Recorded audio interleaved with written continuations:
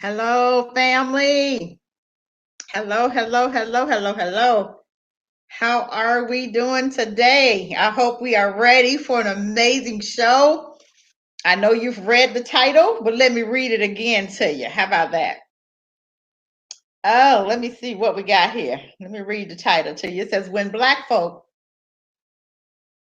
on, when black folk who look like us but allow white supremacy to use them against their own. Okay? Now, I think that title speaks for itself, right? That title speaks volumes because it is time for us to start recognizing who the real enemy is. And sometimes that enemy may look like you. So we have to start being able to distinguish friends and foes. Okay. You mean, the wheats and the tares? We have to start distinguishing who's really for us and who's not. Okay. Let me help you with that.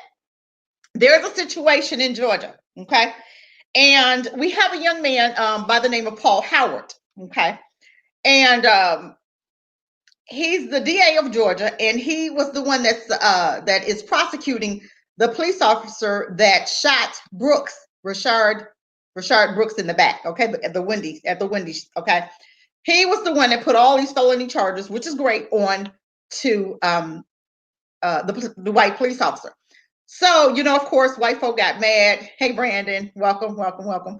White folk got mad about it. Okay. I did put the link in there, Brandon. So if you want to share, if you want to come on, you can, feel free. But white folk got mad, of course. So they have vowed to get him out of office. So what did they do? What they always do. The name of the game is still the same. We put up another front, we put up another face that looks like me. But guess what? I'm being used by them, because if they put money behind me, then that means they're going to be expecting favors. And that's exactly what they did. They put another young woman up. Her name is Fannie Willis. Okay. She works with him. She works for Paul Howard. She works in the same office that he does. Okay. So they have supported her. They're backing her. The police union is backing her. And we all know when the police union backs somebody, that means you're safe. That means you're not a threat. That means they're going to expect something from you. And our sister is allowing them to use her to go against her own brother. That bothers me to no end. But that shows us how sick we still are, how sick we still need some support. We need to deal with this what is it, PSTS or PSD or whatever, post-traumatic slave syndrome. We need to deal with that, family. And we're not dealing with it. We're not dealing with the white supremacy ideas that's still there. We're not dealing with us. We're not wanting to be free. We say we're wanting to be free, but then we'll go and pull a stunt like this and go against our brother. So now what are they going to do? Divide the votes? They're going to stick somebody else in there, and white folk going to support him because we've just divided our votes. So therefore, they're going to try to get him out that way. So if they have two black candidates, that's going to divide the black votes, right? And the white candidate that they're going to put in, which is going to be their candidate, that all of them are going to support that one candidate, and they're going to get their candidate in. That's exactly what they're trying to do. But my thing is, I hope that we're smart enough to understand the game. I hope they played this game so long to us that we really are ready to fight and stand and support our own. Especially when this guy he's stepped out on a limb. He didn't have to do it. He didn't have to bring up charges, just like most DAs, they don't. They don't bring up charges, right? But most DAs, what they do, black or not, they say, oh, not guilty, and keep moving. Oh, let them black folks suffer. They are, they ain't put up no money. Why am I going to put my life on the line? Why am I going to put my career on the line? Because most times black folk don't put up money to support their own candidate. Okay. We always think, okay, we're black and they're black, so they're supposed to automatically support us. That's the way it should be. That's not the way it is. You have to put up money. And a lot, just like the Jews, if they want something done, the NRA, they put money behind it. I'm not saying the Jews put money behind the NRA. I'm just saying white folk. Okay, let's take that. White folk with the NRA, they want the NRA to keep the guns, in their hands, and to keep guns free, and to keep the weapons, right? So they put money behind the NRA because the NRA stands for what they stand for. And of course, if I put money behind you, then I'm expecting you to do a favor for me, right? It's called quid pro quo. You scratch my back, I'm gonna scratch yours. And that's how politics works. I don't think black folk really understand how politics works. Politics only works if you work it. If you put your money in. Dr. Claude Anderson, who's an amazing man, he has Powernomic books. He talks about this in his books. He said group economics. We put money behind a candidate and we vote locally. And say, for instance, if I'm running for mayor, I start within 2 years out. You put money behind me. Maybe everybody that's in my team put maybe $5 or $10 up a month. Okay. I'm not even saying every 2 weeks. I'm just saying put $10 up a month behind me to support me. And I go out and I do the homework and I do the footwork and understand what's needed. So within 2 months, I have what, maybe I'm just gonna say maybe $1,200, $1,500, $2,000. Say first, if I'm running for city council, or if I'm running for mayor, okay, I'm thinking maybe $3,000 will do. So if I have several members that's voting for me to put up $10 to back me, okay, because sometimes we as black folk, we really want to run, but we don't have the money to run. But if you vote out, start out 2 years from the date you're going to run, you get a group of people to support you, and they back you and they support you and they help you with your finances as far as getting that office, and you vote for me as a block.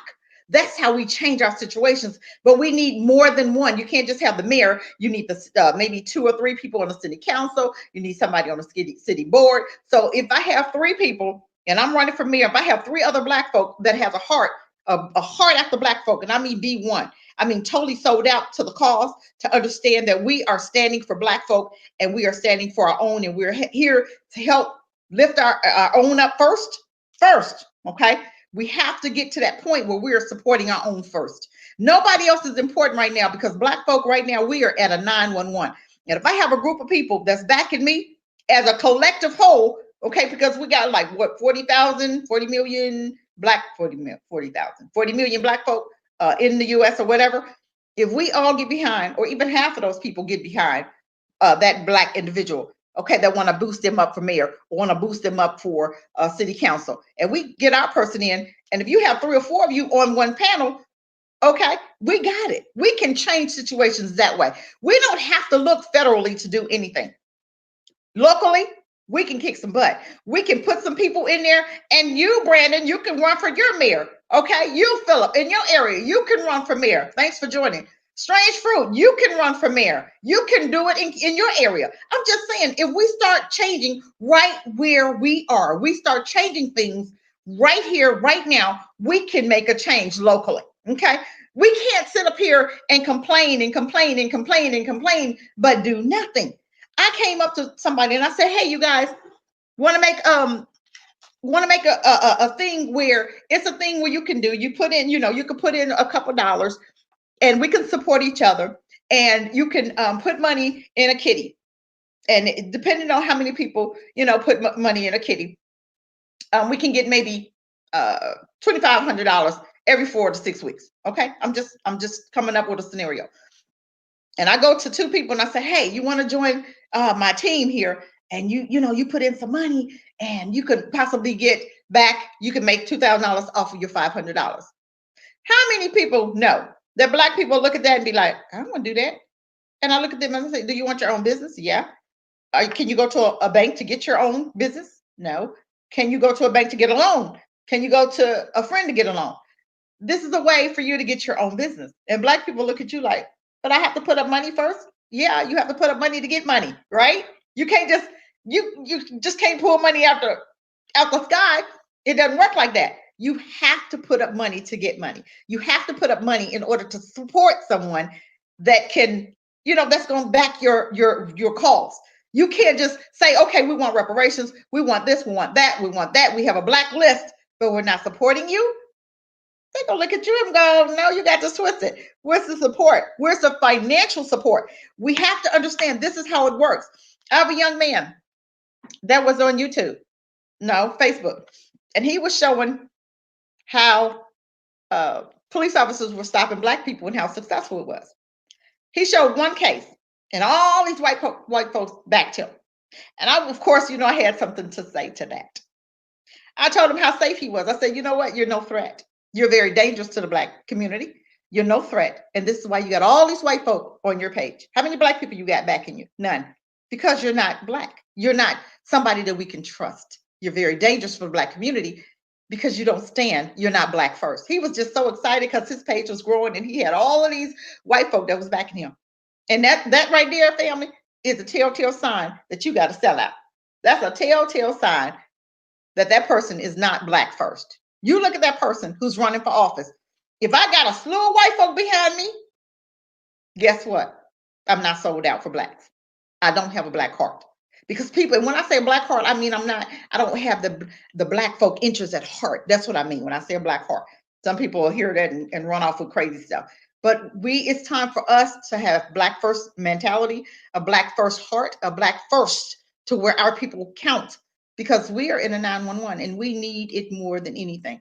Other people say, well, can we join? No, I don't. Right now, we have to concentrate on us first. We have to concentrate on loving us first. We have to concentrate on putting us first. We have to give each other permission to smile at each other, give each other permission to love on each other, give us permission to say, I think you're a great guy, or I think you're a great person. I think you're a great woman. I think you're amazing. We have to give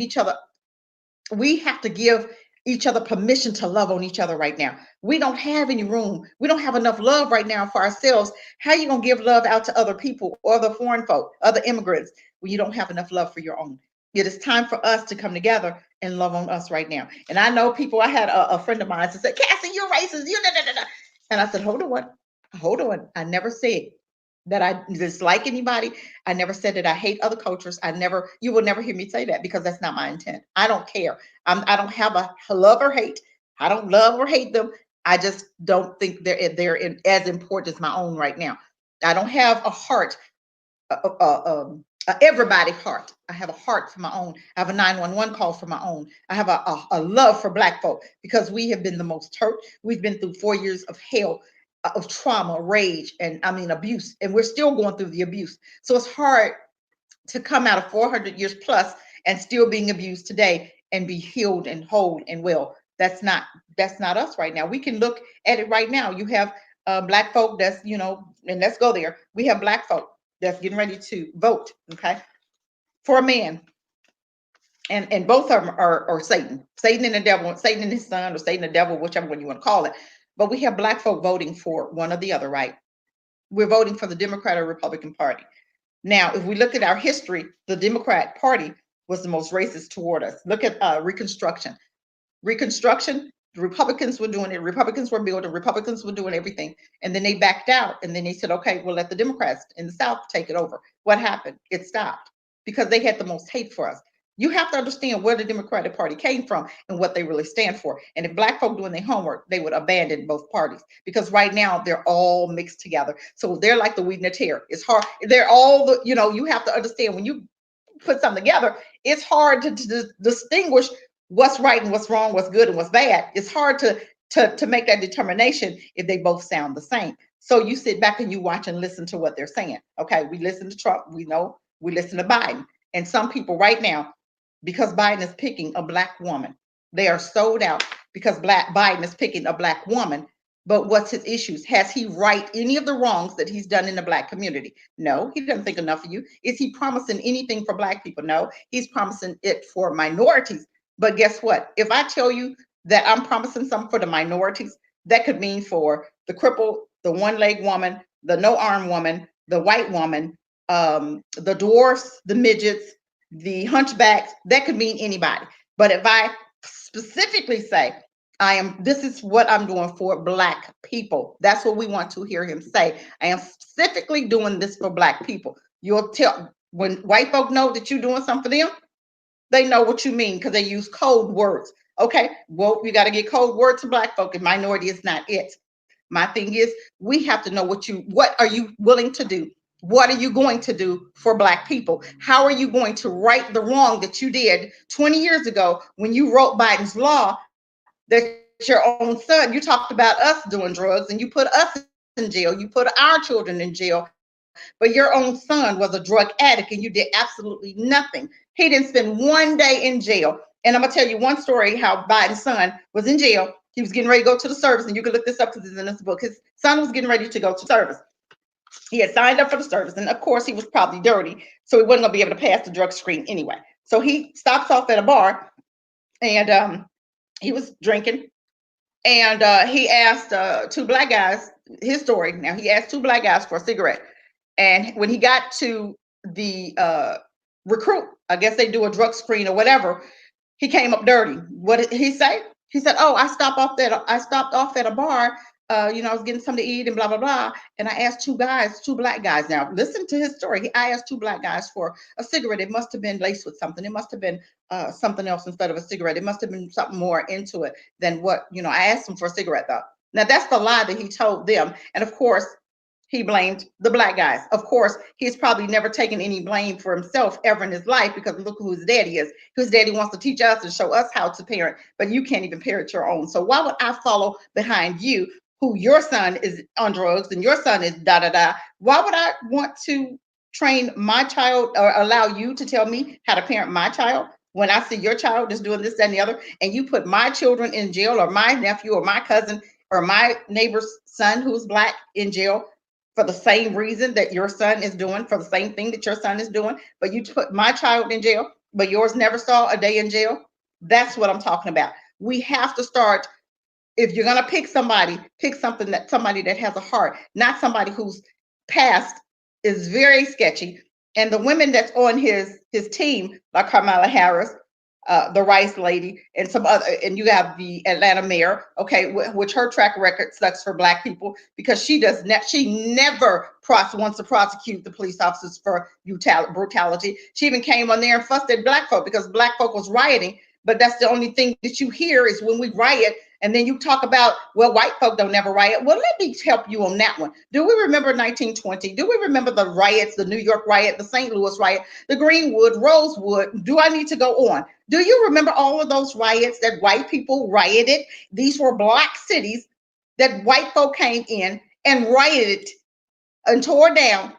Let's talk about Black Wall Street. Those black folk had it going on. They had their own city, their own hospital. Everything was black except the black defense. Okay, that's the thing. They didn't have a black police force nor black defense. Okay, they didn't have. They thought the white folk were gonna let them be. They thought white folk were gonna let them be in their area, and you was gonna have a black city within their area. They fooled you.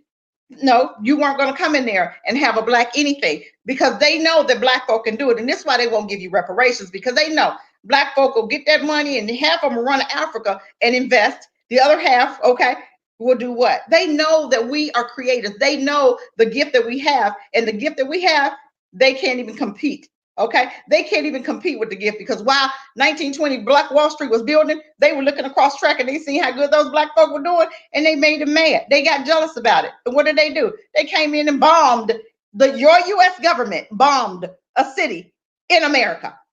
But guess what? Nobody had anything to say about that. Okay, that's what I'm talking about. But now we protested because we tired of the abuse. We want to see some laws on the books. We want the black culture, the black caucus to do something for black folk. We want the black caucus to write some laws.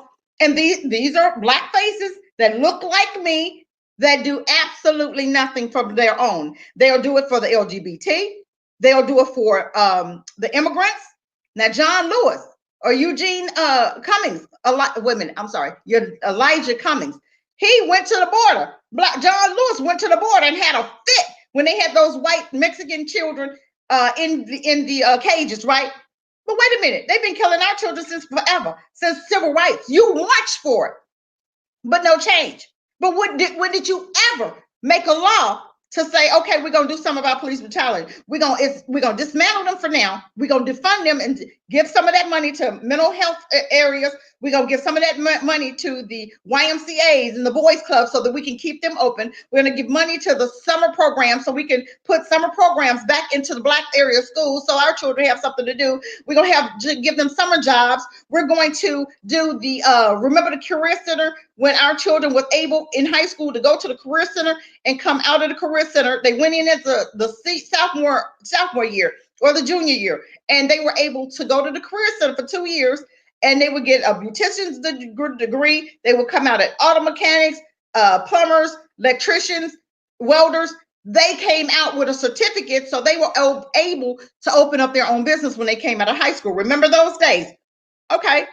Defund the police. Why do you have to give one police officer, one police force in New York and think they get like millions, like what, 10, 30 Million, they get millions of dollars, millions.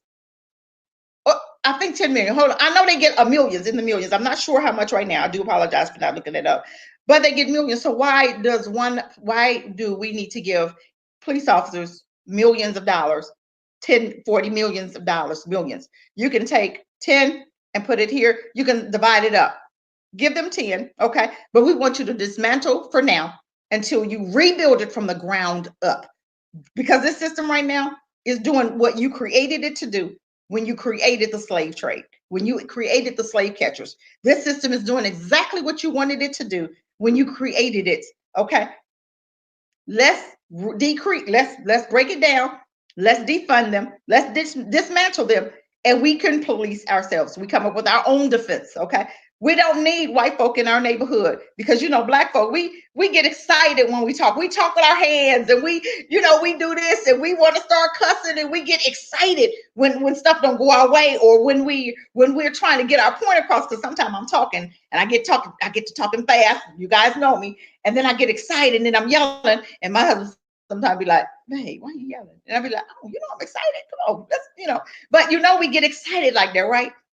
White folk don't understand that. They think we're getting violent. They think we're getting loud. They think we're getting you know, they think we get what hyped up, right? Which we do get hyped up, but not to the point where we're going to cause them danger. But if you don't understand my culture and you don't understand how we roll in the black community, if you don't understand that you come in the black community and Sarah's son could be mentally ill, we know Sarah's son and we look at Sarah's son, but if you black and you came from our community, you're going to know that Sarah's son has a mental illness. So when he come up talking noise, you just call the mental health clinic and say, "Hey, I need you to come and get Sarah's son, Bobby, or whoever. Okay, I need you to come and get Keith today and take him on in because Keith having a bad day." But somebody white folk, a white officer come in our neighborhood. He's not from the hood. He's not from our area. He don't know the black culture. He's gonna think Keith is crazy. Okay, so he's going to shoot Keith because he's afraid of Keith, because he's afraid of what Keith gonna do, or he just trying to get a stripe, or he just trying to get a badge, a bending of his badge, because that's what they were doing. They were getting tattoos and they were bending their badges every time they killed a black person. This was what one chief was saying, and they ended up firing him. And he's ended up in a lawsuit now. And he said what he ended up finding out was some of those police officers was bending the end of their badges when they would kill a black person. So it was almost like a contest. So they're doing it on purpose. But he lost his job, and they said, "Oh, because he was doing, you know, that, you know, of course they're gonna make it look like it's him instead of them doing what they need to do and fix the problem. They're gonna put it on one person because one person can't come in and change a show." But he wanted to come in and change things. Okay, so we have to understand what's really going on. We don't need white folk police in our neighborhoods. Let them go to white folk neighborhood and police all you want. Okay, let the black folk. Okay, and we do need more black folk on the police force. We're going to even it up, and we want people that's going to have a heart after black folk, and not these black folk that want to act like coons. And I need to get on here and impress my Bobby over here, you know, because I don't want him to think that I'm being more lenient on mine than I am on his. We always gotta, you know, that gets me, because we always have to do that. We'll be more harder on our own, but guess what? We'll take care of that because he come in the neighborhood and he acting a fool. We're gonna take care of you in the back alley. Okay, we're gonna whoop on that behind because you ain't finna come in here amongst your own and cooning out. And this is what I believe, that it's time for us to take care of these coons. These coons like Fannie Willis, it is time for us to take care of her, who's allowing the police department in Georgia to use her to distract us. And this is the same thing in some of these African countries. And I'm not talking about my brother and sister, but I do want you guys to understand, because they're looking at the black leader and they're not looking at that black leader's used. He's being used by the white man behind him. He's a puppet for the white man, because if I put a black face in front of you, you're going to look at your own and go, "Oh my God, we need somebody white to lead us because this black man is not doing what he's supposed to do." So therefore, you're going to look at a white man and say, "We need the white man to, in fact, lead us," because the black dude just don't know what he's doing, but not understanding that the black man is in front, and the face that he's in front of is a white man that's behind him, using him as a puppet, okay, to get you to look at him, to look at your own disrespectfully, or to get you to look at your own and say, "Oh my God, we just always do da da da. We can never support each other. We can never be together. We're crooks. They stealing all the money. They this, that, and the other." But not understanding that the black dude the white dude behind my face that is using me as a puppet, he's taking all the $500 billion every month. Every month, 500, is it 500 billion? Okay, that France is taking from Africa. Okay, we have to understand what's going on. But we're looking at the black face and we said, oh, those black leaders, they're just, oh my God, they're just treating those people, and they won't do this, that, and the other for the people. But they're being paid to do what they're doing. They're being paid not to do for the people. They're being paid by white folk, by white supremacy, not to do for your own people. But we're going to talk about that. How can we recession proof Africa? We need to talk about that's a good topic here. We're going to talk about that. But right now, I need you to understand that it is time for us to get it together, because I know we won't save everybody.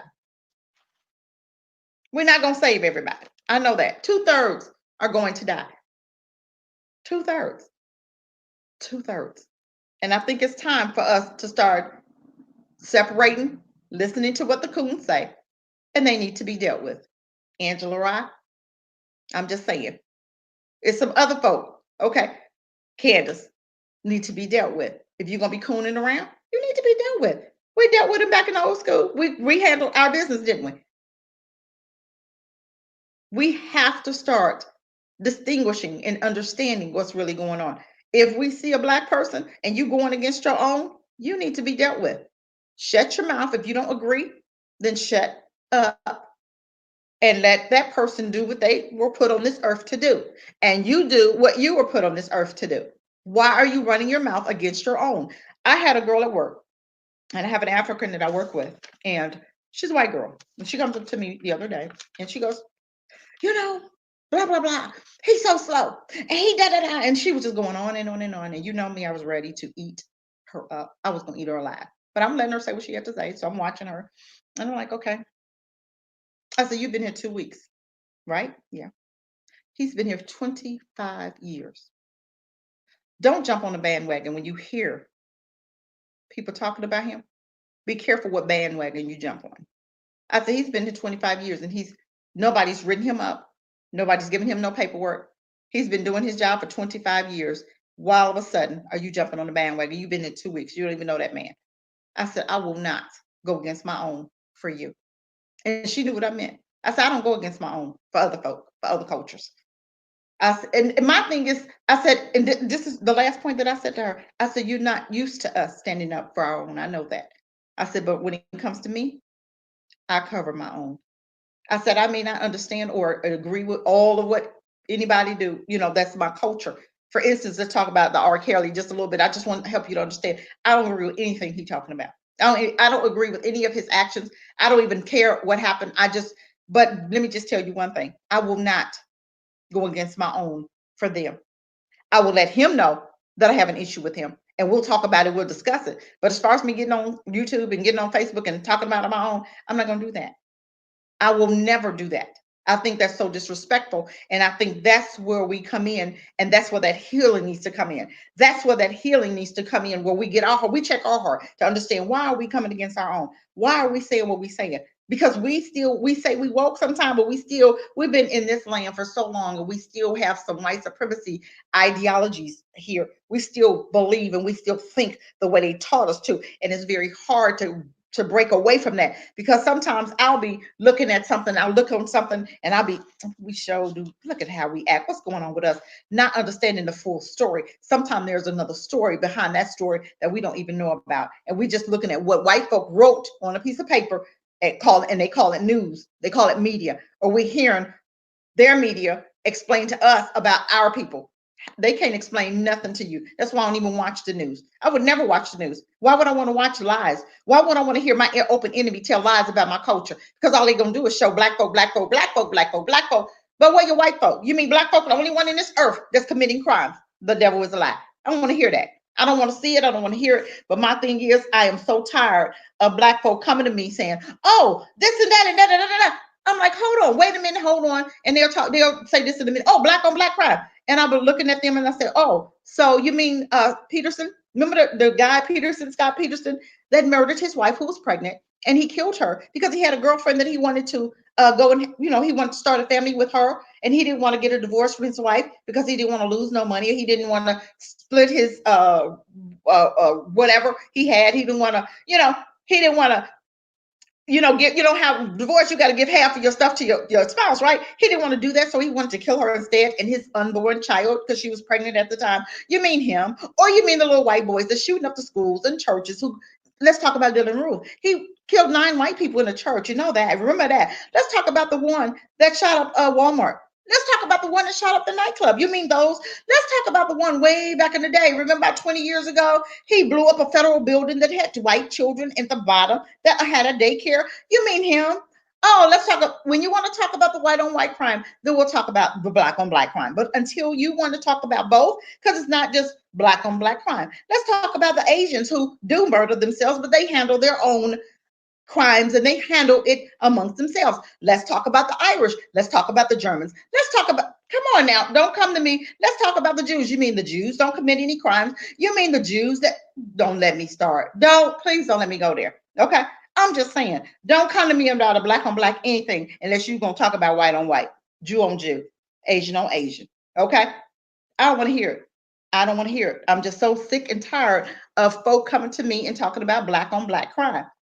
And let me tell you something, all of this, like you hear in Chicago, all these shootings, and do they ever come up with a person? Do they ever physically come up and arrest anybody? No. So how do you know it's a black on black? Don't you know they have masks? And I did a show that looked just like a man, a black man. You couldn't even tell him. If I'm driving in a car and I have that mask on and I roll my window down and I start shooting, I'm gonna look, if I have that outfit on, I'm gonna look like a black man. So of course they're gonna say, oh, a black man did it. But did you arrest him? No. Well, how do you know he was black? Because that's something that the media told you that black folk do, that you have it in your head that that's the only people who kill. Because guess what? If you look at the FBI statistics, white folk kill more violently than black folk. Most of our crimes are drug crimes. Okay, but you have to understand, 82% of white America commit violent crimes. Okay, and let's just get it right. If we're gonna talk trash about our own, make sure you have the right statistics. Make sure you got your information straight. Okay, but guess how many white folk in jail? 20%. And how many? 82% of black Americans in jail. But 40% commit violent, or not, I don't even think it's 40%. I think it's like 25, 30% commit violent crimes. It's on the FBI website. So my thing is, when you come to me and you trying to talk about me, about my culture, I'm gonna remind you about yours. So I'm not the one to bring that to. And that's what I told her. We talked, and when I got done, she bucked her eyes like, oh my God, don't come to me with no black issues. And my coworkers will tell her, Cassie's not the one. Don't come to her about those type of issues. If you really don't want to hear her mouth, don't bring it up, because I'm gonna take it there. You took it there, you open the door, I'm gonna run through the door. Okay. Let me see. Yes, okay. So you have to understand that it's not just, and I was just talking about a few because it's a whole lot more, about the guy that went to the church first, that went to Kroger's and shot the 2 black people. I'm just saying it's a lot more, of stuff. It's just like the guy that went in the Jewish community and shot up the Jewish people, and he got a hate crime, but then yet you come in the black area and you don't get a hate crime. I'm just saying, I've had enough of this black on black anything. But I'm just telling you, when black folk come to me, I have to remind them that 2/3 will die. And it's 2 types of black folk. You have the coon in black folk. You have the black folk that's gonna be sold out for black people. And then you have the ones that's gonna coon around, that's gonna have everything good to say about massa, that's gonna be there for massa, loving on massa, and massa treating you like a dog, but you still, I need my little pat today, massa. Can I have my little pat today? Can I have my little, yeah, okay. But then you have black folk like myself look at you and be like, you come over here with that, and I'm gonna show you, I'm gonna tell you what I really think about you. And I don't care. I'm black first. Let's not get it twisted. I don't hate any other body. I don't hate another culture. I can care less about white folk. But I'm gonna tell you what, I don't hate them, because I know right now my family, my folk, my black folk need me. Okay, it's time for us to wake up each other. If you woke, jump on the bandwagon and help wake up other folk. It is time for us to wake up. It is time for us to smell the coffee. It is time for us to be real, and it's time for us to deal with our stuff. So you ain't got no time. And I tell them white folk who come on my page talking crazy, I said, sweetheart, or they come on a black page, and what's that one guy, Lucas, say he can talk for black folk. He white. You white. How you gonna talk? Don't let me start screaming. Okay, I'm gonna try to calm down. Let me calm down first. Okay. He was on Rizzy Israel. He was on his show, and him and Rizzy came together, and might be saying his name wrong. I do apologize if I'm saying his name wrong, but how are you, a white guy, going to speak for black folk? You can't. He said he could. You're not black. That's just like me trying to talk for a redhead white woman. I don't know what you go through. How can I speak for you? But he thought he had space, or he thought, I guess he was hanging around some black folk. I'm trying to stay calm. That's why I'm talking slow. He thought that he had, because he hung around some black people, and because they allowed him to speak on their behalf, that he was going to come up to Reza Islam and tell him about being black. That's just like me trying to be blind, and I'm walking around and I'm trying to tell a blind man how to be blind. I don't have an idea about you being blind, sweetheart. I don't even know where to start. But just like that, you can't tell me what it is to be black if you've not walked in my shoes. And that's what I told. Okay, I'm on my text and on Twitter. I go off on Twitter. They be talking, all these black issues and stuff, and I tell them, until you've walked in my shoes, you have nothing to say. Until you can tell me what it feels like to be black, and you've experienced some black situations, you can't say anything.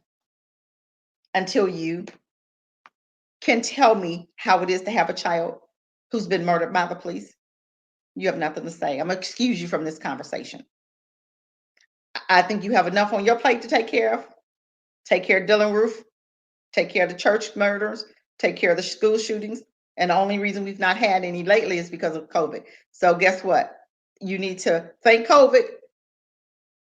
Thank Dr. Fauci and whoever else, because America has their titles on that COVID. Thank them for this pandemic. Thank them, because they've kept your children alive. Now they're trying to kill your children by sending them back to school in masks. You think a 5-year-old is going to keep a mask on, you're crazy. If you think a 5-year-old is going to keep a mask on for 5 hours out of a day, 8 hours out of a day, you're out of your mind. So guess what? They are sending your children back. Black family, let me tell you something.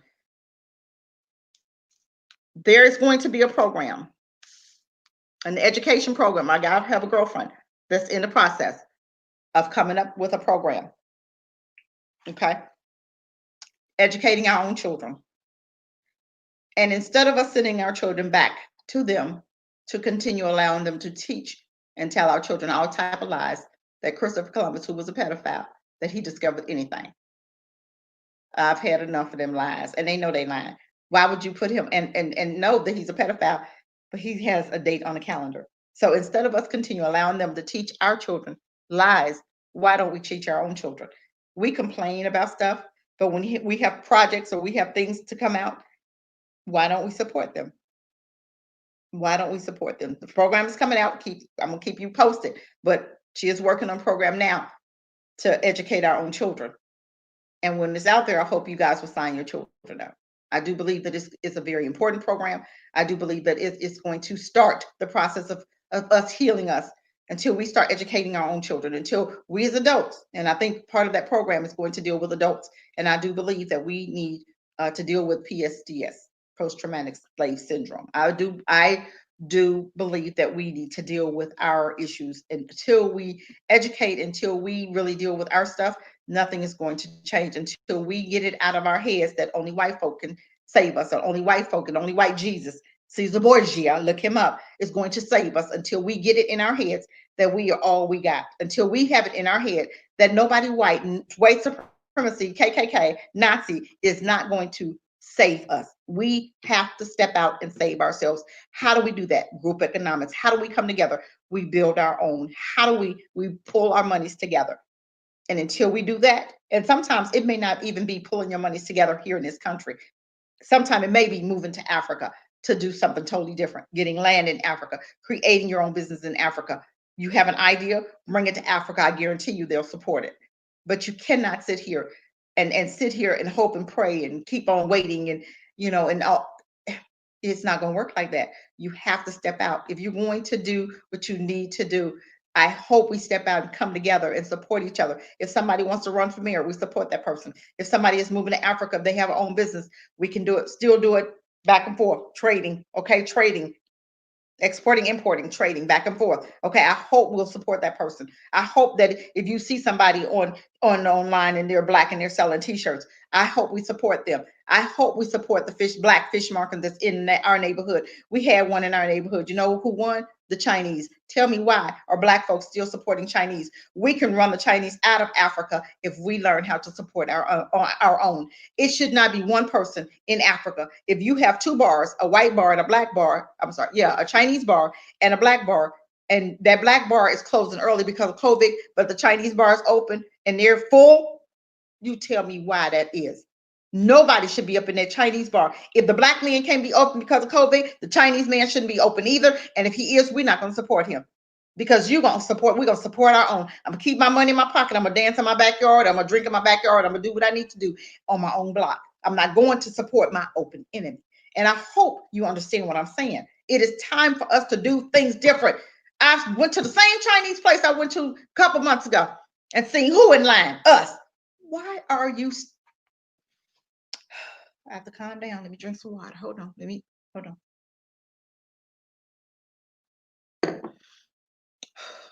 I have to calm down because I get to yelling because I'm trying to understand us. And I want us to get it. And I know we're not going to get everybody. I know that. I know we're not going to get everybody. But I hope Georgia is going to understand that Paul Howard, he put his neck on the line for us. He put his career on the line for us. We should be supporting him.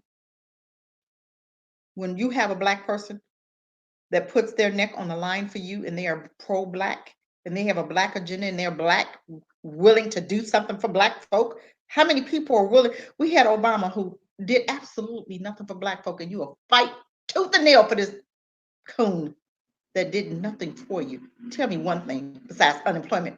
He gave you an extension of unemployment. So what?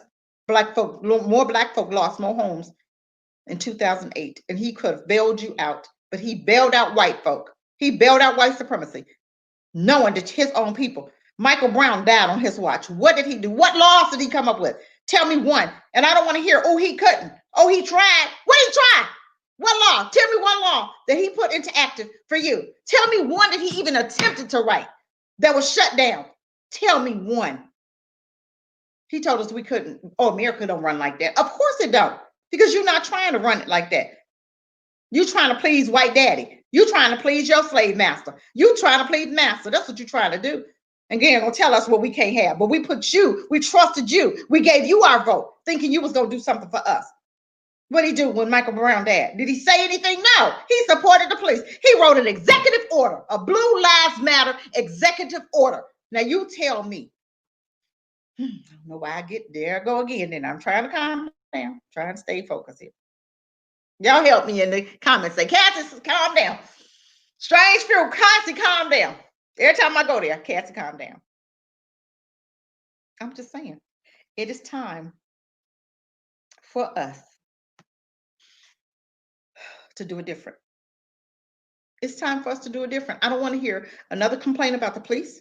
I don't want to hear another complaint about how white folk is doing what, blah, blah, blah. I don't want to hear no complaints about nothing if you are not willing to do something.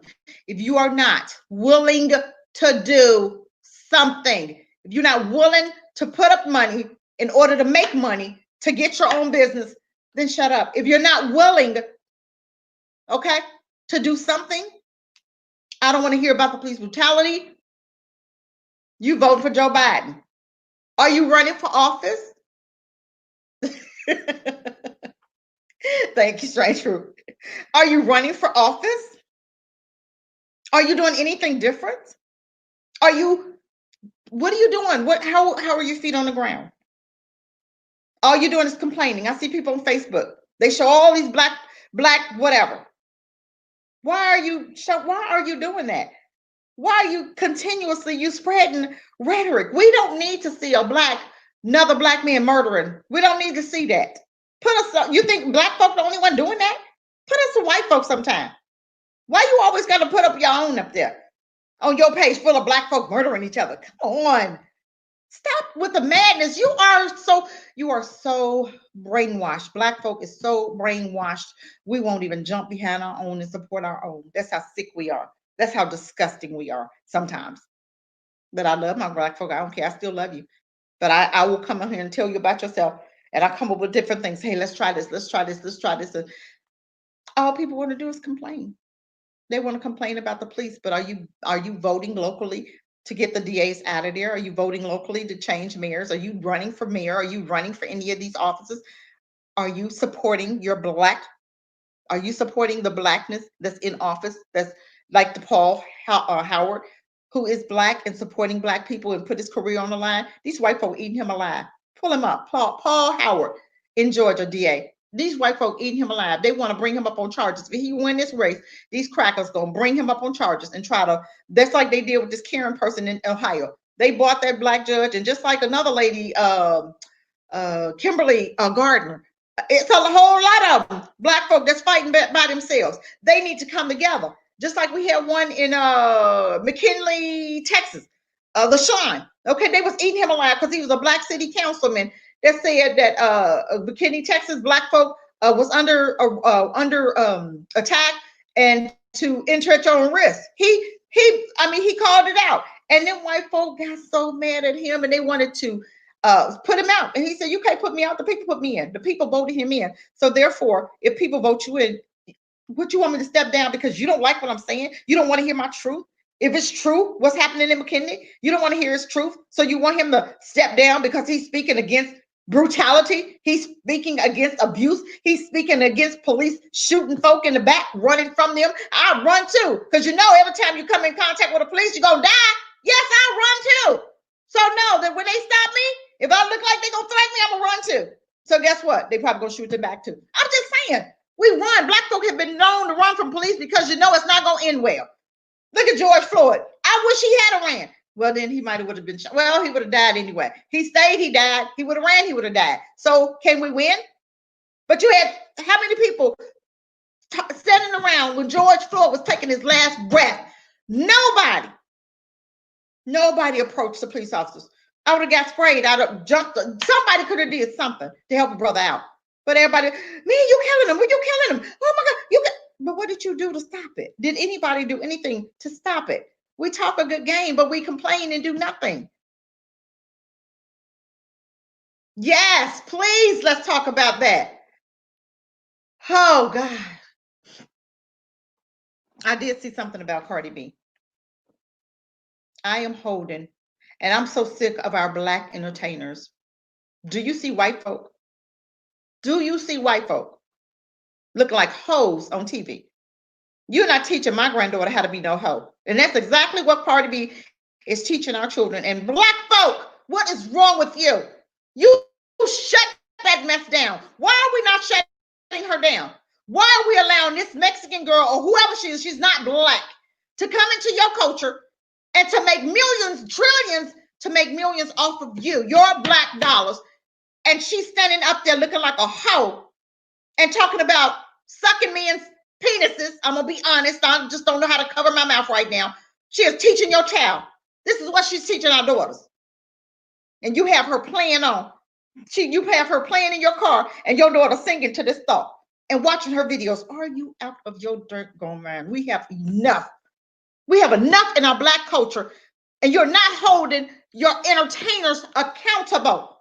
Somebody should have had something to say. And I got something to say. Somebody, not just one somebody, somebody's should have had something to say.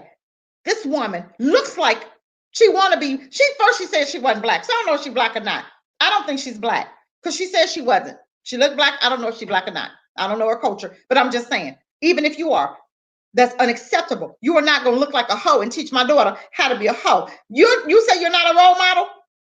then why are you? Most of our young girls look up to her, but her music is disgusting. Her music is disgusting. I heard a little girl singing. I said, "Who is that? Who's singing? What music are you singing?" The music was terrible. She was like maybe 10 or 11. I said, "What are you singing?" She said, "Oh, Cardi B." You should have heard the music. I said, "Baby, you don't need to be singing that. That is not somebody you need to be looking up to." I said, "You can look up to somebody way more valuable than her." Okay. You can look up to so many more other black role models than Cardi B. She is not a role model for our children, our girls. She is not a role model for black folk. Black folk, if you don't wake up, I know you can do better than that. You can, what in the world? I can, when I saw that, I said, what in the world is this? And what are you creating? Little hoes? We creating little prostitutes? We creating little what? What are we doing? Why would we, as black folk, allow another cultural woman to come in here and disrespect our culture? She comes in and she is training your daughters. She's not black. She's not only training ours, but she's training hers to be a hoe. Could you think all of this is not coming out with her daughter getting bigger? Her daughter's what, 4, maybe 4 now, 5? All of this is something she's gonna see her mom. Would you want to see her mom looking like this? I wouldn't want to see my mom acting like a hoe when I was little. I'd be, "Mom, what's wrong with you? What was going on?" "We're making money. It's all about money." "Oh, really? It's all about the black dollars." We black liquid, right? So we black liquid and we spend our money on that garbage. That's garbage. Why in the world are you standing there behind this woman who's not black and you're allowing her to teach your black daughters how to be hoes? Really?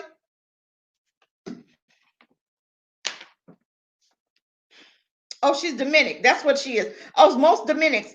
Hey, Joshua, welcome. Most Dominics they don't claim to be black, but they are. But they'll tell you in a minute, "I'm not black." But you have some black Dominics. You do have some that are black. Okay. And I don't know, most of them are black, but they just look like they look mixed. But there are some black Dominics, and most of them don't claim to be black. But why are we allowing our black or I'm not even gonna say black because she's not black. She says she's not black, she ain't black. So why are we allowing this type of entertainer to come into our culture and disgrace our culture? She's a disgrace to the black. She's a disgrace.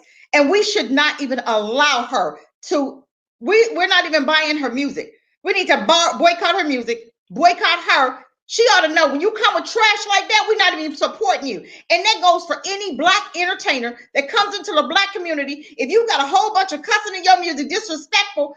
I remember in the 80s, we was Run DMC, and they was talking about they had messages, okay? When rap first came out, they had messages. I mean, cool messages.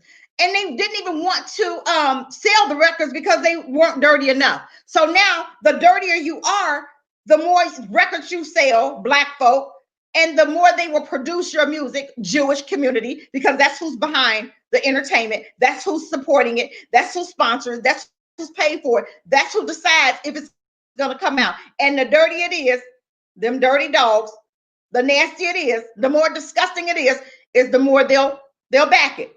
So why are we, as black folk, not holding them accountable?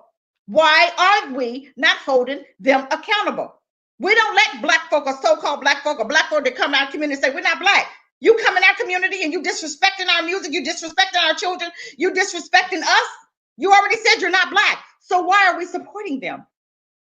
When are we going to hold these entertainers accountable? Killer Mike, T.I., when are we going to hold Ice-T, Ice Cold, Ice Cube, or Ice whoever? I don't know all of them, but I'm just saying. Snoop Dogg, when are we going to hold them accountable? If you come with the nasty, disgusting, disgraceful music, and guess what? These entertainers they've made billions off of us. You mean to tell me you've made billions off of us and you have not gotten together and pulled your money together and come up with your own thing so all black folk can come over this way and we don't need to use the Jews for anything? We should have been group economics. This is what I mean about group economics. If we use white folk for a minute to get to where we need to be, we use them as a stepping stone. We create our own base. Okay. We use them, but then we create our own and we come together with our own and we move forward that way. We don't stay with them. This is why Nick Cannon could not be himself and speak up for himself and say what he needs to say, because he made $1 billion for who is it? A Strange Fruit. He made $1 million for Viacom, or who is it? He made billions of dollars for them. Billions. That's what he said, billions. Why is it that you made billions of dollars for them, but you have not created your own platform? Okay. How come Oprah and Tyler Perry has not supported him and come together with their own, just like Tyler Perry has his own studios? Why has, and that was one man, why have other recording artists come together and create their own recording studio or whatever that all the Black music can come out of, and we support that? Tell me why. And then you will be able to support your own music. You'll be able to create your own music, your own style. You don't have to be disgusting. You don't have to be degrading of your own. You don't have to be degrading of your own. You don't have to do that. Tell me why. Tell me why. Strange Fruit. Okay, take that off. Don't leave it up there though. Once you put it out there, don't leave it up there, okay? Delete it. You don't want everybody calling you. Okay. But I'm just saying. Okay, but I'm just saying, why is it that we are not holding them accountable? And why is it that we have not built our own empire? This is what I mean about Black folk looking like us, but don't have a heart for us. You have Black folk that have created some disgusting music, that look just like us, but this is what you think of your own. I'm going to create some disgusting music from my own, and you won't put out positive music, because music, Black people are very music. We're rhythmatic. The music, we move with our rhythm. So tell me, why is it that we cannot create our own right now? We have to be able to create our own. Okay, we've made enough music, we've made enough money in the Black community, off of the Black community, for them to have their own, okay, studios somewhere where Black people can come and we can produce some positive music. But we as Black folk, we don't hold anybody accountable, and we just allow anything and everything in our neighborhoods, and that we've had enough of that. When are we going to get tired of that? When are we going to hold accountable people that come in and take our hard-earned dollars and do what they want to do with it that's not positive for us and our children? Okay, you got Cardi B. I mean, Nick Cannon, he made millions. He made millions of dollars. Billions. No, he made billions. I keep saying millions, but it was billions. That's what he said. But that brother couldn't say what he needed to say. He spoke truth, but he had to back down because they was threatening to take his show. But let me ask you a question. Why is it over the years he has not created his own show, his own platform to do his own thing? Because you got how many Black folk in entertainment business? Puffy. I'm talking about movies. I'm talking about music and the movies.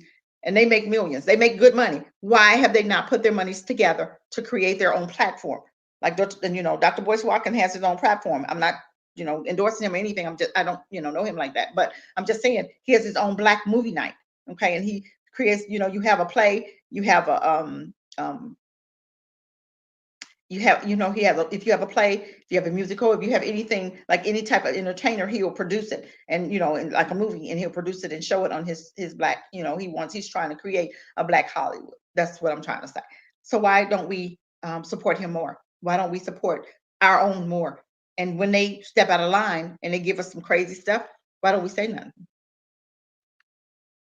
So I want you to remember, it's all about money, okay? For us, it's all about money. And when people are coming to us, if they don't come correct, it doesn't matter of the money. I'm not going to support you if you don't have a Black heart first. If you're not Black first, I'm not supporting you. I can't support you when you're supporting everybody. Because right now we're at a 911. And I don't want you guys to forget Paul Howard. That's really the topic. This Fannie Mae, I keep calling Fannie Mae, Lord have mercy. This Fannie Wilson, who is allowing white supremacy to use her, okay, against her own. She looks like us, but she's not going to hold police accountable. Did we ask her what's her agenda? No. Did we ask Biden what's his Black agenda? No. He has an agenda up there, but it's not Black. It's not per se saying I'm gonna do this for Black people. It says I'm gonna do this for minorities, and which could mean anybody. But let's start asking the questions of what is your Black agenda? What are you going to do for Black folk? Okay, we want to hear the word Black, BLACK, come out of their mouth. If they don't have a Black anything, then I'm not voting for you. I don't want anything to do with you. If you're going to be a coon and you're going to be cooning around and you want everybody, we love and kumbaya. We're not kumbaya anymore. We've kumbaya for 400 years and it's gotten us nowhere. Now we need total separation.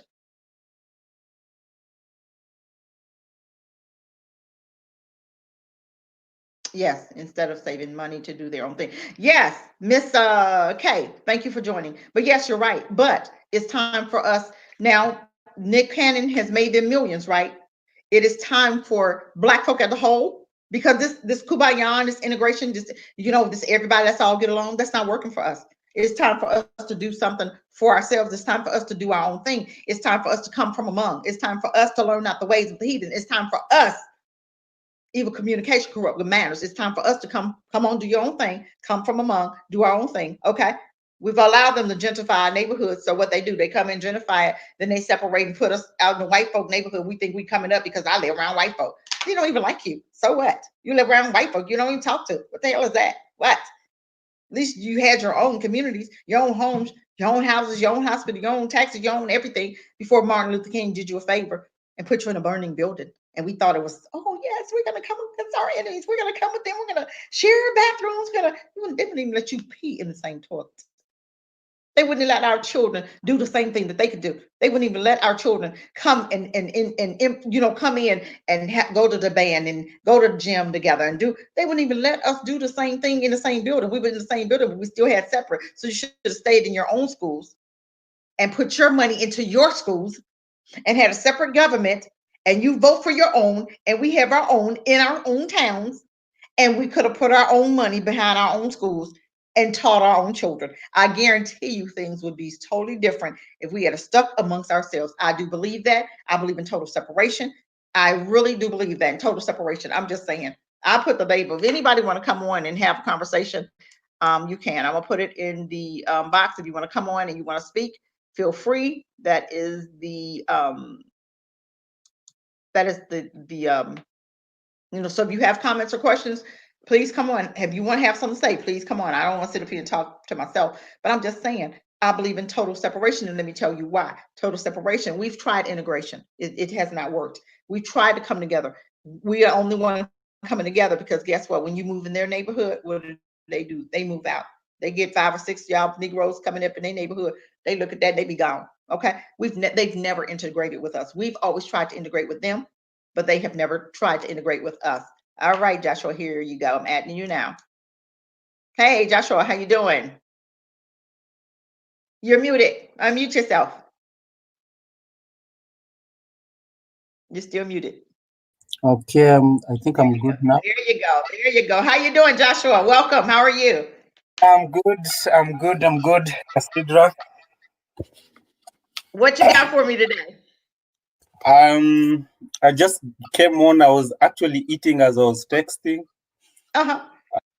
Yeah. Well, go. What you have to say about the topic? The topic is pretty much we have usually sometimes just like in Africa. I was talking about Africa, how we have blackface in Africa, but what's behind them, they're used as puppets, and we're not seeing the white person that's behind the blackface, the leader. That the white person is behind the white leaders that's telling them what to do, that's paying them money to do what they do. So we see a blackface and we go, oh my God, they're this, that, and the other, and they're mistreating us. They're but we don't understand that they pay those leaders to do what they're doing to the community and black folk there in Africa. Even the same way here, we have black folks like in the Black Caucus. We have John Lewis that just died. We had Elijah Cummings. We had the whole Black Caucus that is not writing any laws for black people. But we're supporting them, but they won't do anything to stop police brutality. They're not doing anything as far as stopping redlining, which is illegal, but they still do it. They're not doing anything to help any kind of way in the black community. So my thing is, I believe in total separation, and that's what we should be doing. We should have total separation from them so that we can love on our own in order to heal, so that we can move forward and do what we were called to do on this earth. Go ahead. I'm gonna let you have the floor now. Okay, so thank you. I'll say this, Cassandra. You see what they've done is it's a facade, they are putting on a face like we need a black face. People are agitating, they want equality, so let us give them a black face. But the Exactly. role the role they give them does not accompany what they stand for. So say a police chief in your city, in your town. Mm-hmm. So Mm-hmm. they are putting that person, a black person, forward to resonate with the public.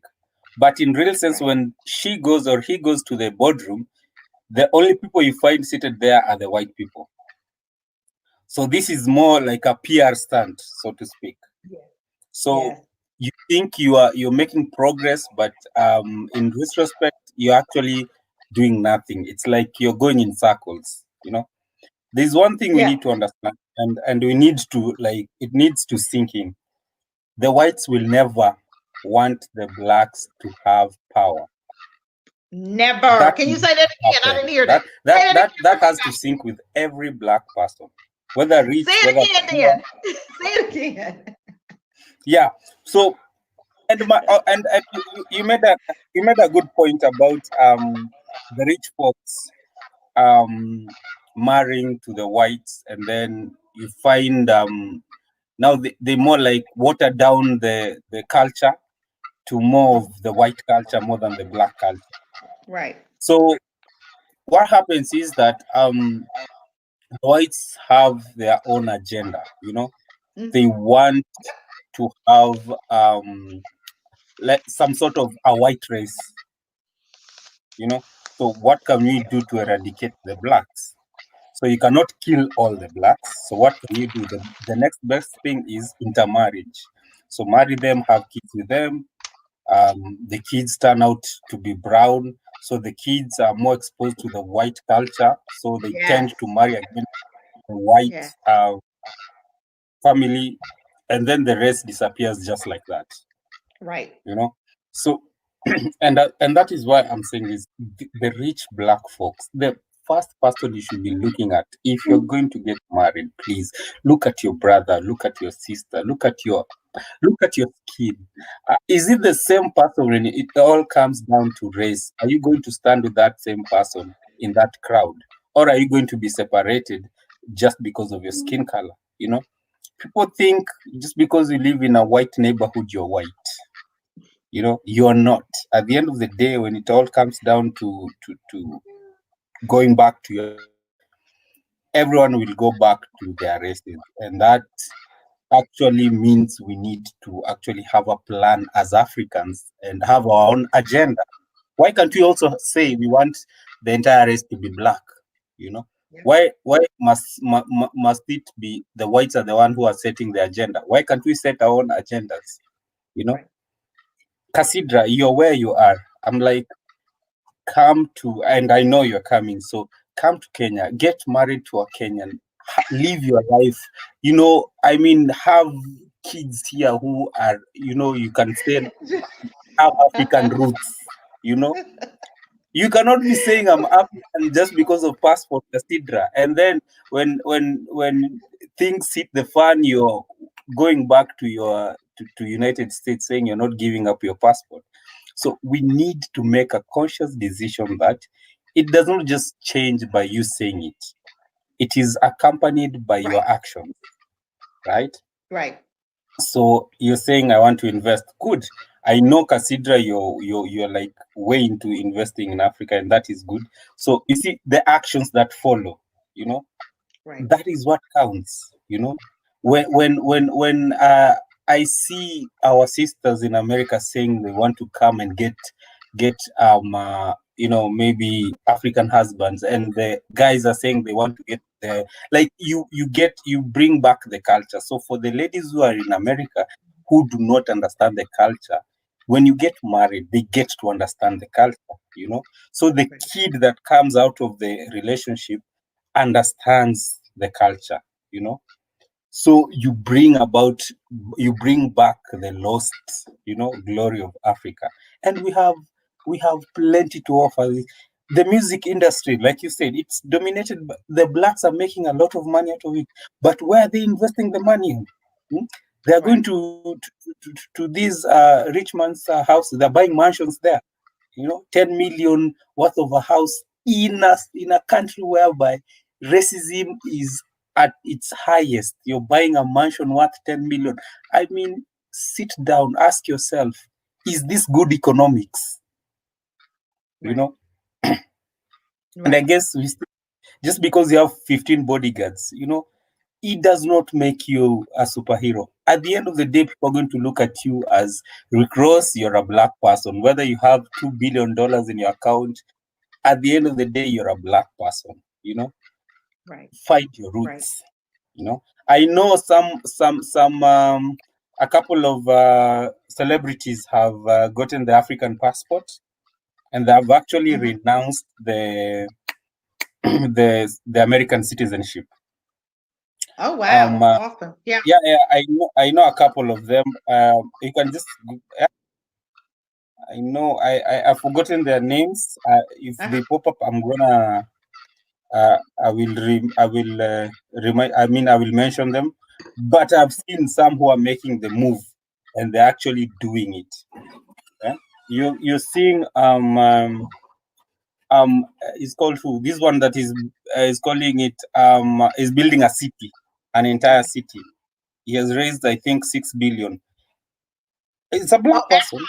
You're talking about Akron, right? Akon. Yes. Akon. Sorry. Yeah. Akon. Okay.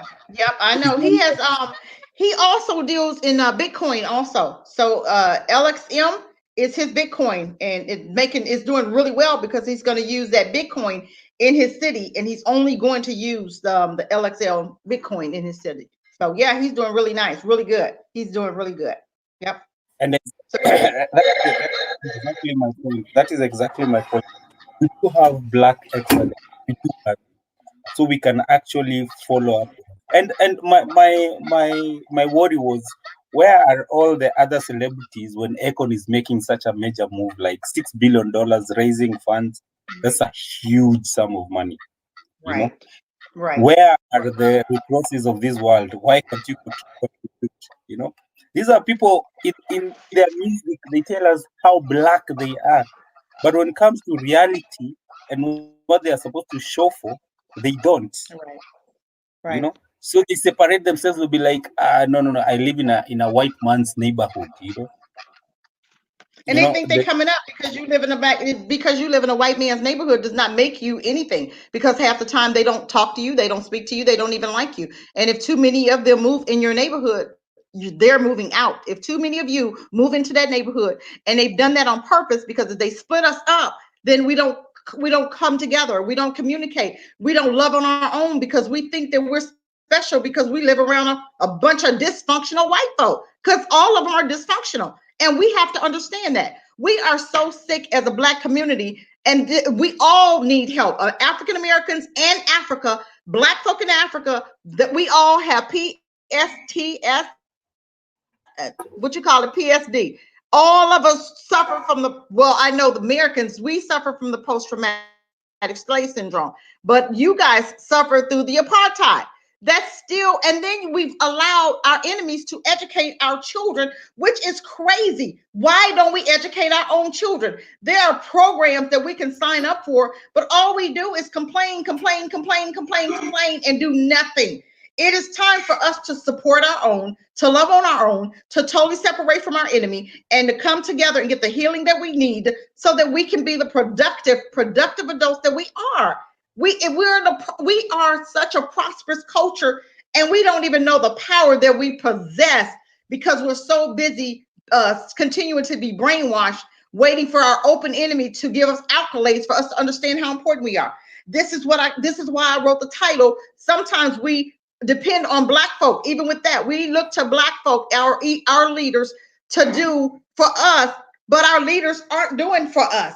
Our leaders are doing what the white person that's pulling their strings have told them to do, so that we still don't have somebody doing for black folk or having a black heart. They are having a white heart doing for white supremacy, because white supremacy is paying them to do for them. We can't trust our own. That's the sad part about it, because when we meet one and he's doing for black folk for real, we go to talking negative about him. We just start, oh my God, he must be an agent. Oh my God, he's doing this. We just go talking noise and we still don't support our own. So we say we woke, but we still hurt. We still lacking. We still don't trust each other. We still don't, we look at each other and still have something to say negative about each other, among one another, and we still don't trust each other. And that it is automatic because they have taught you how not to love your own. That's the problem. Go ahead, Joshua. There's something I need to say. I need to add on what you've just said.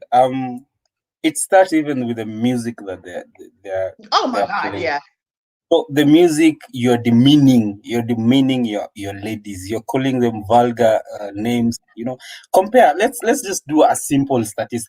Compare a white man who is singing a normal song. So for them, it will be like the lady is beautiful. She's the flower. She's everything as compared to a normal black person song. I mean, they'll be like beaches and stuff, and you even wonder. So, how are you supposed to be lifting each other while you're degrading your own race of people? Yes. While you're not seeing even the script itself is saying for the whites, they will never degrade their own. We don't Right. seem to understand what is at play here at all. You know, there might be small little bits, but they make up the larger whole. That is what people don't understand. So there's something called scientific racism. So this was way back when, and it has been like happening all through. So even the inventions, like even the evolution theory, when you go, it has to be the black person who evolved. It can never be the white person who evolved. Uh-huh. When they depict the monkey faces, they do not put a white man's face there. They put a black man's face. So for Yeah. them, they will tell you white person is a superior being because he has evolved more than any other race. Yet we sit down, we go to classes, that is what we study, that is what we are being graded on, and we accept it as it is. I mean, Mm-hmm. unless we just sit down and rewrite the entire thing, we will forever be like subspecies to them because now we we just consume everything they throw at us. Education, we don't even vet it ourselves as blacks. Like we know what it has been done to us. Even the simple Yep. history, they hide it. They don't tell you the real history of what happened. They will hide it. They will only tell you the bits and pieces, and then hoping that you never go and do your own research. You know And the bits and pieces that they're giving you, Joshua, is lies. The bits and pieces exactly, that they just gave you is a bunch of lies. So you're still not learning truth.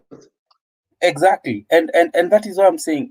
If you want to learn history, don't don't go to a university and say I want to learn African history. You're wasting your money. Save that money. Right. Come to Africa, get a get a guide to take you to those villages for those grandparents. You will see it with your own eyes. You will hear it. You will have a holistic picture of what happened. Because this is coming from somebody who experienced it, who maybe the relative experienced it. So these are Mm-hmm. people who are connected. You know, but sitting in the US in class and being taught by a lecturer who has never stepped in Africa, telling you about African history, Right. which by the way is fabrications. I mean, clearly Because the you're not man that wrote the book ain't never been to Africa. Because a clearly lot you're of wasting times they your try to time. tell you about Africa, and Joshua, half of what they say is not true about Africa. Beyonce just did a movie about Africa and got it all wrong. Disney is not somebody you want to use to allow to tell about Africa. They got it like look like a jungle. That is not Africa. Africa, that's a disgrace for Beyonce to come and have a movie about Africa and it's not even true. You got lions and I mean, you got it looking like a darn jungle. I'm like, where's the cities? Africa's built up. Why didn't you have the cities there? Why didn't you talk the truth? Tell the truth about what you're seeing in Africa. Don't look like it's a darn jungle and folk got their face painted walking around. African people don't walk around with their face painted like that all the time. What in the world wrong with them? But that's the problem. We I'm trying to allow Disney to tell us what's going on in Africa. No, go to see for yourself what Africa is about, and then write your own book. Stop letting Disney and white folk tell you what they want to tell you. That's going to stop you from coming together with your brother because they telling you lies about what your brother said or what your brother done or what's going on over there. You know, it's crazy. But go ahead, Joshua. so Cassandra, I'm happy that you brought that one up because um the album is called, I think, Black is King. That was Yes, the yes, Black is King. Yes, yes. so she was actually trending here. She was trending in Kenya for all the wrong reasons. So that was our disgrace. So for us, we're viewing it like you still think we live in jungles, and you have a suit that is, I think it was an animal suit you're wearing. You're depicting Africa in ages that a kid right now will not even recognize what you're saying, because Right. the kid who's born right now, all he or she is seeing are the cities and the skyscrapers. So when you try to explain that that is what you're showing in 2020, that this is Africa, and you're calling it Black is King, I mean, it Yeah. backfired. At least in Kenya, I know it backfired because guys were so pissed that why would she waste a lot of money? She's never stepped. I think it's only in South Africa where she has ever stepped, if I'm not wrong. She has never stepped anywhere else. So how is it that you're saying you've done your research, you've never gone to the ground? Where are those photos that you're saying you've done your research? You've gone. Right. Have you googled any? Just Google any country and see what is the first photo you're getting out of that country. It will never be a lion. It will never be a cheetah. You know, it will never be people in covered. Granted, there are people who have those traditions, but I can tell you at this point, those are what we call even protected you know community, because now the culture is quickly fading away. People are moving to urban centers. We have electricity, we have Wi-Fi. So what are you trying to portray out there? And we were so. But Joshua, but don't forget who was portraying, who is backing her. Disney is full of the devil. They're full of pedophiles. That's what they do. They pedophile children. That's what Disney stands for. Look at some of their movies. They have a lot of pedophilia in their movies. So like the one person is on here saying Disney is of the devil, which they are. But we have to understand what they stand for. And that's who backing her. That's who she's connected to, the devil, which is who she is. We all know what Beyonce does. We all know who she is. We all know what she is. We all know this girl is not normal. Okay. We know what she stands for. And that's the sad part, because we give her a pass because she's black. That's why I'm talking about. This is why I'm talking about the topic I'm talking about. Because I look black. Do I have a black heart? Do I stand for black people? Am I going to allow white supremacy to still use me as a puppet against my own? And that's exactly what she did. She allowed white supremacy, demonic white supremacy, to use her as a puppet against her own. That's what the topic is about. Allowing black faces. If we're gonna be black, let's be black and stop allowing white folk to use us as puppets to hurt our own people. That's what we're talking about. That's what's important right now. But that's not what we're doing. Go And this ahead. this plays to the so many endorsements these celebrities get, because you find a company like Nike will just come and say, okay, this is our policy. This is how you're supposed to portray Nike. So Nike will give you their policy. You'll have to follow their policy. So it comes to a point whereby you ask yourself, is the money worth me selling out my own race?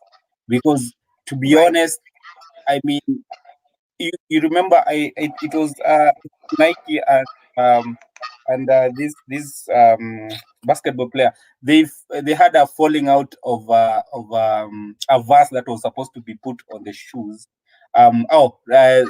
Steph Curry. So they had a deal with Nike, but Steph Curry own like stand, like this is what I want. And if you cannot provide it, Nike, you can go with your endorsements. And you can see right now, Under Armour is actually selling more than ever. So for for you to stand your own ground, don't just be hoodwinked with a bit of cash here and there. You can also Right. stand your ground and still make money out of it. You don't have to sell your race. You know, and we keep Right. saying here, let's go back to the roots. Let's not. And the worst, and I keep on insisting, the worst part is our sisters and our brothers crossing over to the other side. You know, Right. you're killing the race by doing that, and you can never recover that. You know, so what we can do is that separation. It was there for a reason. You know, Right. you can be black Right. and successful. You do not need a white Right. person behind. You get me? So you can be black and successful. It has been done. It's still being done. So let's not sell our own race for some few bucks here and there. Come. Africa has like 54 countries. There's a lot of countries you can go to and start a business. You cannot fail in all 54 countries. You know, so Uh-huh. we have options, there are opportunities. These jobs that are being taken by the whites, you guys, if you have the financial backings, come take them. I'd rather be happy seeing a Cassandra billionaire than seeing a white person being a billionaire. Cassandra has more chances of helping me as a black person rather than that person who's gonna hand me handouts, and then tomorrow I'll be knocking at his door. He's giving me handouts. So now he wants to control me. That is how they Right. control. They give you And that's what handouts. a They lot don't of give you opportunities. And that's true. A lot of times they want to control you. If they give you, and this is if you allow a white person to use you, most likely you're gonna have to do favors. Just like I was talking about this Fannie Wilson, okay, Willis, in Georgia. She's the DA in Georgia who's running against our brother Paul Howard, who brought up charges. Now Paul Howard brought up charges against the white supremacy that shot our brother Brooks in the back when he was running away, and he was in a Wendy's parking lot. Now, Paul Howard is the DA there in Georgia, and he brought up charges on the white police officer. And white folk had a fit. They got so mad and upset because he was bringing up charges against this the white officer. So now they have put up a black lady named Fannie Willis to act on their behalf. And so they're producing, they're supporting her, they're financially supporting her, and they put her up against him. And then they're going to put their own person in there, and they're going to divide the black votes. Okay. And that's really what it's about. It's about removing him from office because he went against the grain. But we as black folk have to understand that it's time for us to put money in the fight. It's time for us to support our own financially. If we have a black person that put their career on the line, that put their life on the line, that put everything on the line for us, it is time for us to return the favor and support them financially like they are doing for us. But we'll see a person fighting for us, and we won't put our stuff on the line. We won't put money behind them, but you want a person to do something for you for free. Come on. If the Jews want something, they have their own little thing in the Washington, and they put money behind it. If the Germans want something, if the white folk want something, if the Asians want something, just like the Asians got this the Asian judge in office, that one judge gave an Asian guy some time that raped some, he was raping people and doing some horrible stuff. The judge gave him 20 years. Do you not know his own person, another judge, Asian judge, came behind that judge and suspended those sentences that the black judge gave that Asian guy. So now everything that the one judge gave him is null and void, and the other judge came behind and gave him probation or something, took away the time that the boy needed because he was raping, women and he was doing some of everything. But this is what I'm saying. When we support a person, you put money behind somebody, which is something black folk aren't doing. We won't put money behind the black caucus, but we want them to support us. We won't put money behind a black person that's running for office, but you want them to do something for you. No, we have to put money in the game. It is time for us to do it different and put money in the game and stop acting like everybody is, we're going to do it for free. That's not how it works. You gotta put money in the game if you want them to support what you're doing. Just like Paul Howard, he put money, he put himself out there. Now let's put our money where our mouth is. Let's show him support. Let's show him that, brother, we appreciate you putting your neck out there. We got you. We're not gonna let these white folk take over and decapitate you. You know what I'm saying? We're not gonna let them come in and do whatever they want to you. We see you. We see you, Paul Howard. We see that you stood for us. We see that you brought this dude up on charges, which is what we want. More black DAs or more DAs, period, to do. We want the black. We have black DAs in office that won't even support. They won't even back us. They won't even, they'll let it go and know, because guess what? Just like we have a black DA in was that Kentucky, Louisville, with Breonna, the young woman that died. Okay, do you not know that Mitch McConnell, he's married to his daughter, or I think it's the granddaughter of the daughter.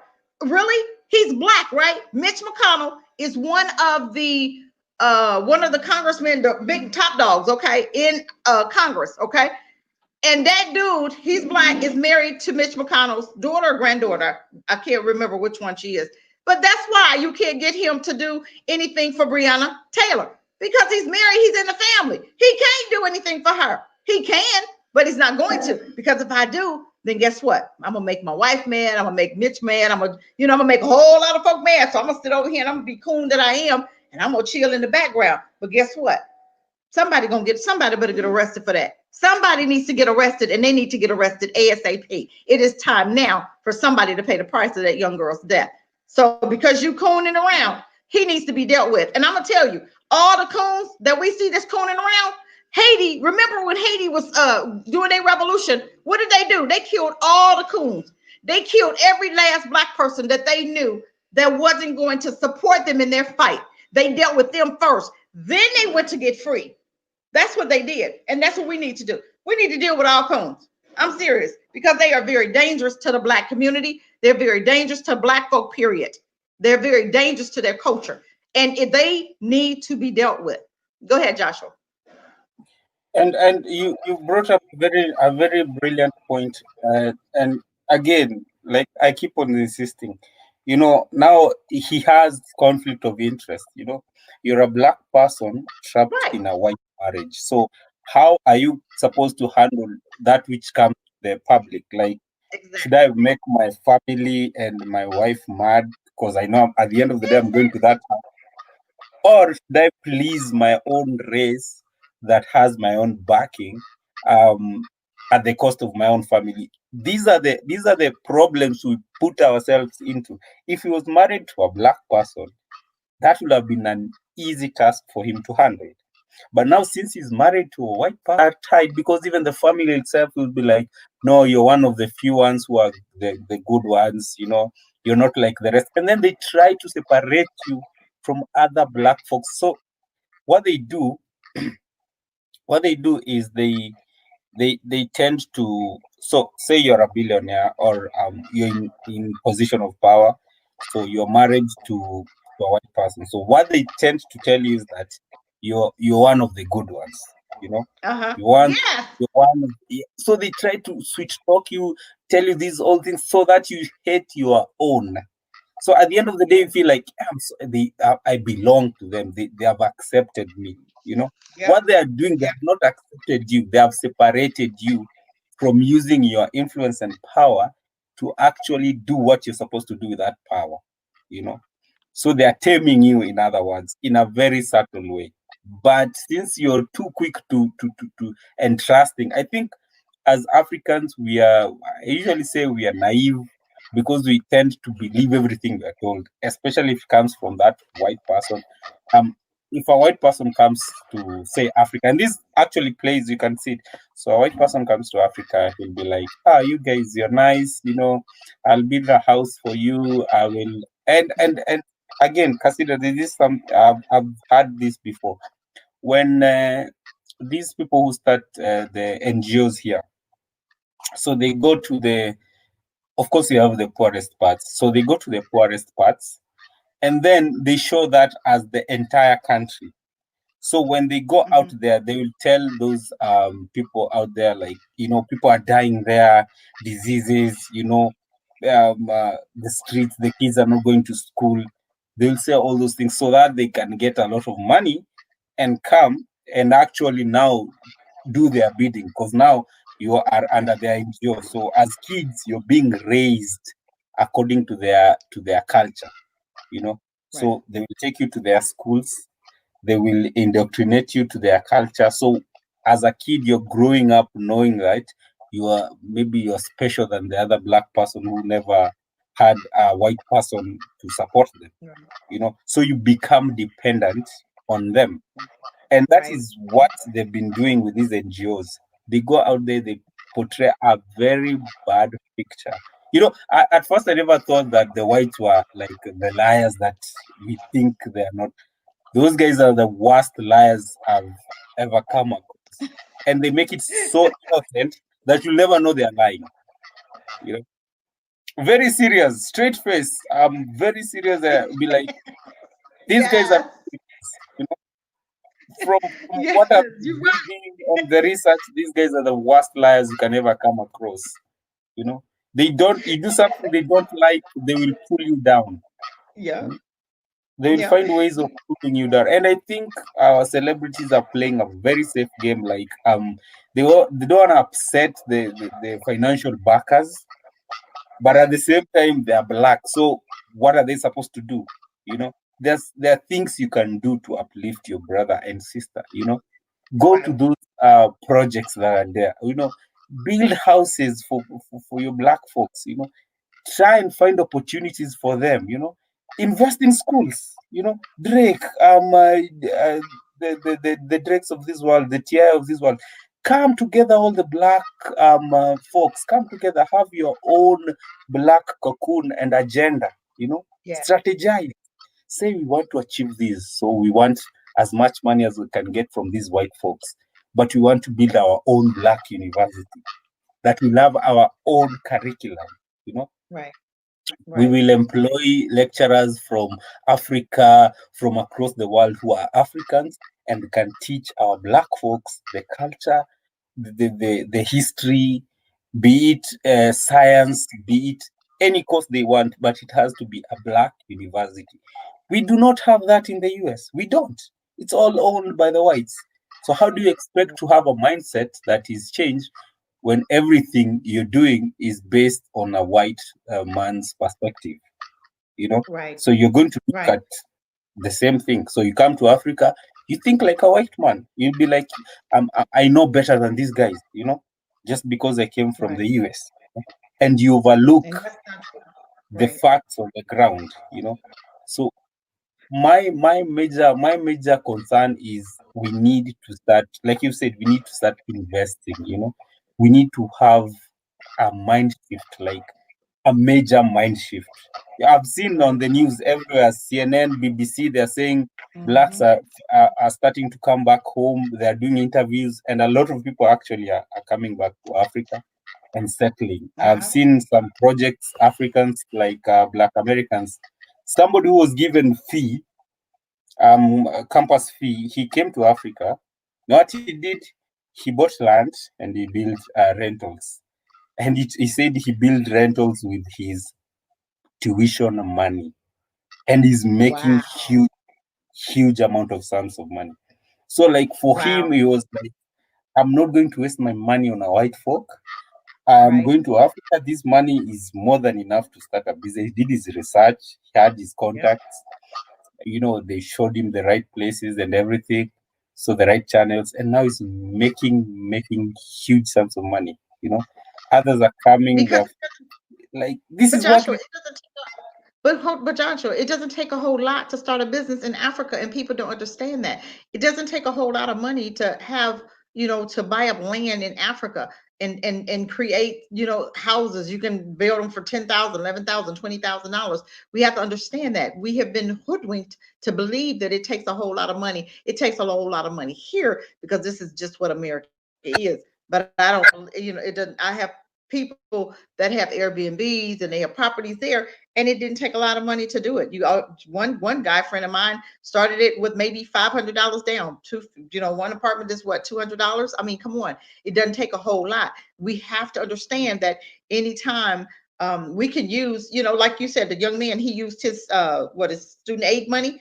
Okay, Yeah. just like I told somebody, let's put in and let's, do $500, get two other people, and you get $3,500 out the deal. People don't want to do that. They look at me like, well, why do I give? You got to get money. You got to put money up to get money. You can't just, you sometimes you have to pull your monies together. And this is what we're talking about as far as the entertainers. Just like Nick Cannon, he had all these billions. He said he made Viacom $1 billion. Why would you make them $1 billion instead of making yourself $1 billion? You should have made yourself $1 billion. And okay, you started in the basement. Now you get others together that other friends. He's got friends that are billionaires, millionaires. He's got other entertainers that are friends of his. You pull your monies together and create your own recording studio. Create your own label. Create everything that they have for you.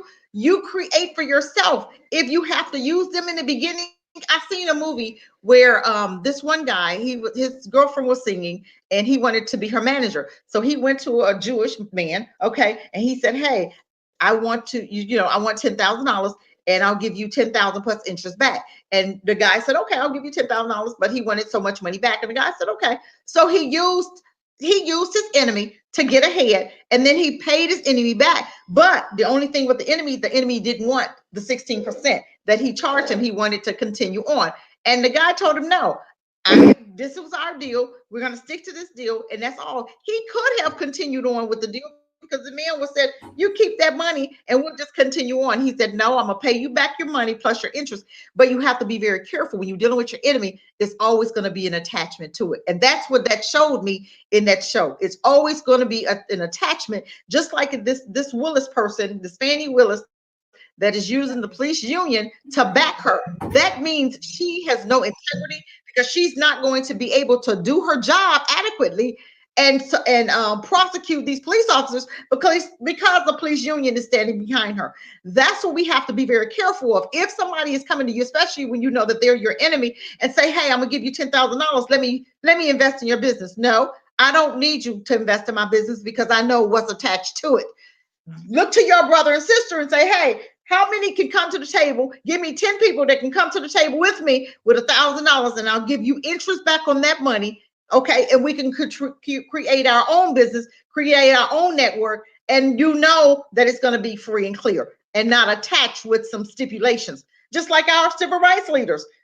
We had John Lewis, Jesse Jackson, and Al Sharpton and all them. When Martin Luther King died, which was a leader of ours, what happened? They all were brought out by white supremacy. And they said, okay, we're going to offer you jobs. I need you to step back. I need you to take this position. But they weren't able to speak freely. They took their freedom away. They took their freedom to do. They took their freedom to speak. They took their freedom to think. They took their freedom away from concentrating on their blackness and their black culture, and they took it away and offered them money, but it was a stipulation attached to it. You can't do this and you can't do this for black folk. It's called benign neglect. Ignore your own. And that's exactly what they've done for 30 years into Congress and Senate and into being the civil rights leaders.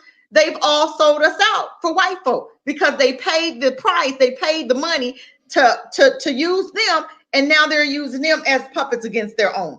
So this happens all the time. So now it is time for us to see white folk for what they really are and stop trying to hook up with them and think they mean you good. Because when you hook up with them and you see a black person with a whole lot of white folk backing them, that means that person is no threat to them. That means that person is not going to cause any problems. They're going to be one of them obedient Negroes, and they're going to do everything the white person tells them to do. That's why they're backing him, because they know he's safe. They know he's not a threat. They know, because I remember at the funeral, John Lewis funeral, Clinton, Clinton, he used to be, he was a president in the U.S. He said something about Carmichael, a guy that was, he was like, I think he was connected to the Black Panthers, if I'm not mistaken. And he said, oh, he just went a little bit too far to the left.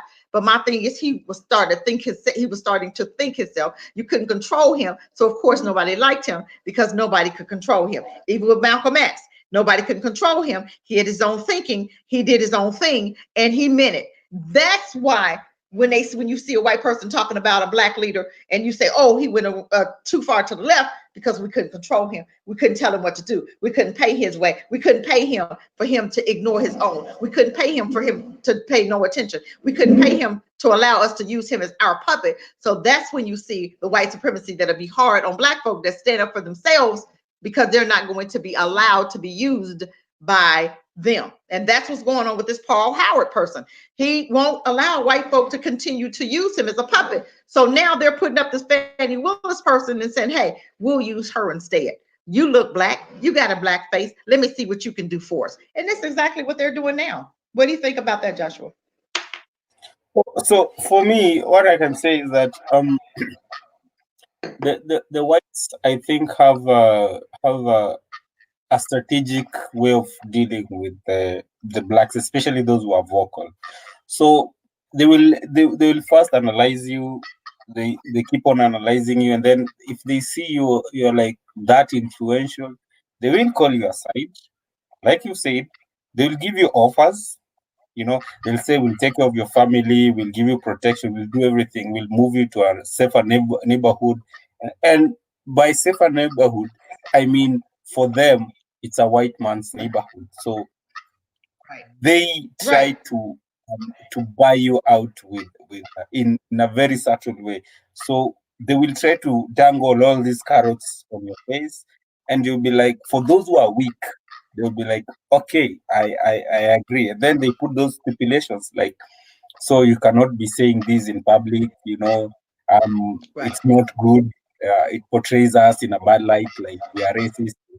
They hate that word, yet they practice it. So you can't have it both ways. You cannot hate it and actually act as though you love it. So for them, people have been bought. For those who have not been bought, they either get assassinated or they just disappear. You don't know where they went to. So yeah. They or never. You have to remember Mandela. Okay, remember Mandela. I remember when Mandela came out. He was very powerful, and he was a man with a mission, and he was powerful. And then after he went to prison, they brainwashed him, and they broke him for 30 years. He was in jail for 30 years for absolutely nothing. My thing is, when that man came out, he was totally different. They backed him. They supported him. They made him president. When they made this man president, I knew he had sold out. I said, because they are not going to back you being president of a country without them having control over you some kind of way. And they totally broke him. He was a totally different man than the man when he first came out, than the man he died. When I saw him become president, I knew then. I said, he's done. When you see a whole bunch of white folk backing somebody and they black, and you see, a country like South Africa, this is where people need, that is like a case study. So look at South Africa right now. It's so, they call it Rainbow Nation. There's a reason they call it that way. Because they have intermarried, they've had those mixed races kids. Right now, if you go to South Africa, the black skin is rare to find. You find a black lady who's almost white. And you're like, what happened? And she's proudly saying, I'm African. And you're like, no, you're not African. We know how Africans look. But because of the intermarriages, they're so westernized. And you tend, actually, we usually joke around and tell them, you guys should not consider yourselves Africans because you've lost the culture. So it's only those few elements that are left there that are still holding the culture together. But the entire population, generally speaking, those guys are so mixed with the whites. And the whites call themselves Africans, and then it brings about a lot of confusions. So why would you call yourself African? Yet, if you stood in a crowd and somebody asked, you're definitely white. So do we have something like who is? And that is why I pose the question: who's Africa? Is it the color? Is it the culture? Is it the upbringing? Because they claim I was brought in Africa, so I've never been to any other country, so I'm African. Okay, granted, but are you really African? At the end of the Right. day, when things hit the fan, which side of the line Right. are you going to stand? You know, when they are dividing them, are you going to stand on the black side or the white side? You know, so I Right. pose this to even the people on the panel to actually describe who is an African according to you, because even the Africans themselves, I can say like say consider you come to the US, I look at you, I look at the way you behave, and then I said, no, you're not African because you're behaving like a white man. But in your brain, you know you are African. So yeah, so there's that challenge, there's that challenge. Who is an African? We've not even defined that. So unless we define who an African is, for them it's clear. A white person, there's a way white people have their own agenda and they execute it. There is a way. For blacks, we are scattered all over the place. We have so many cultures like that are not ours, but we're being forced into them. So we tend to forget about our own. So say blacks in Brazil, blacks in the US, blacks in Portugal. If you bring them together, they all have different experiences. Right. So my problem begs. So how do you unite? Because they are scattered all over the place with so many different, um, uh, you know, opportunities, different experiences that shape them. So for you to actually define this is the standard definition of an African person, it's Right. gonna be difficult. We need to standardize that. So we cannot just Right. say the skin. Yeah? We have sellouts. So if we can we might as well accept the sellouts because they have black skin, So we Mm-hmm. need to define who an African is. Is it the behavior? Is it the skin color? So what is it exactly? Is it the cultural background that have or they're bringing? What Being really sold out. defines? And I also throw it to you. What makes you an African? Right. Okay. And let me answer that question. What makes me well, for me myself, it's my blackness, it's my black love, it's me having a heart for my own, it's me wanting to do and will cover and will speak up and will do anything for my black brother. That's what makes me an African. It's your behavior, it's your mind, it's are you sold out? What would you? I mean, would you sell your brother out? Are you totally sold out for the culture? Are you totally sold out for the cause? That's what make us Africans. It's not. I mean, I could be black, but then I can have. It's not about me for everybody. I can have that everybody.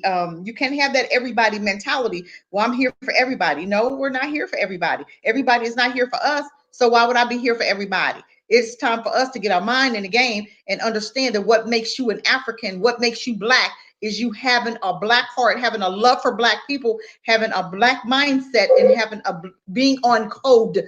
Being on code is everything. And this is where we start to teach our children, to educate our own children. We put them back on code. We teach them the heritage. We teach them the culture. We teach them their blackness. We teach them how to be proud to be black. That's what's going on right now. We have these white folk, our enemy, teaching our children. That's the last thing we need to do. And we understand it, we see it, and now we have this reset.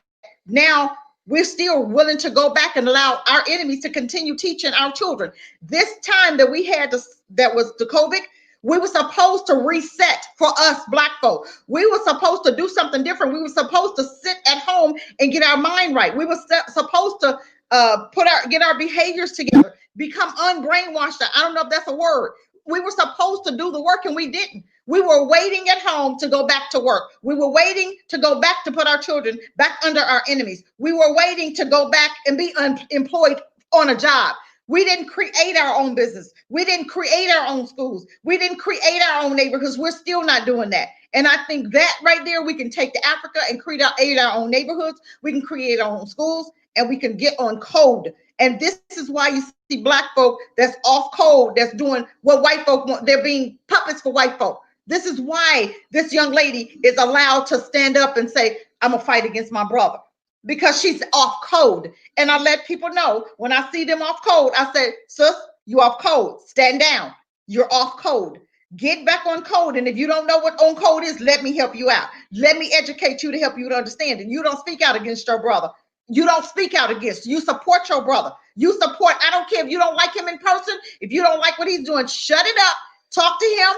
and keep it moving. You don't voice you don't voice it, your dirty laundry. We don't air our dirty laundry for the right folk. That's what I'm saying. We don't tell, we don't jump on the bandwagon when they have something to say about your brother. You shut them down.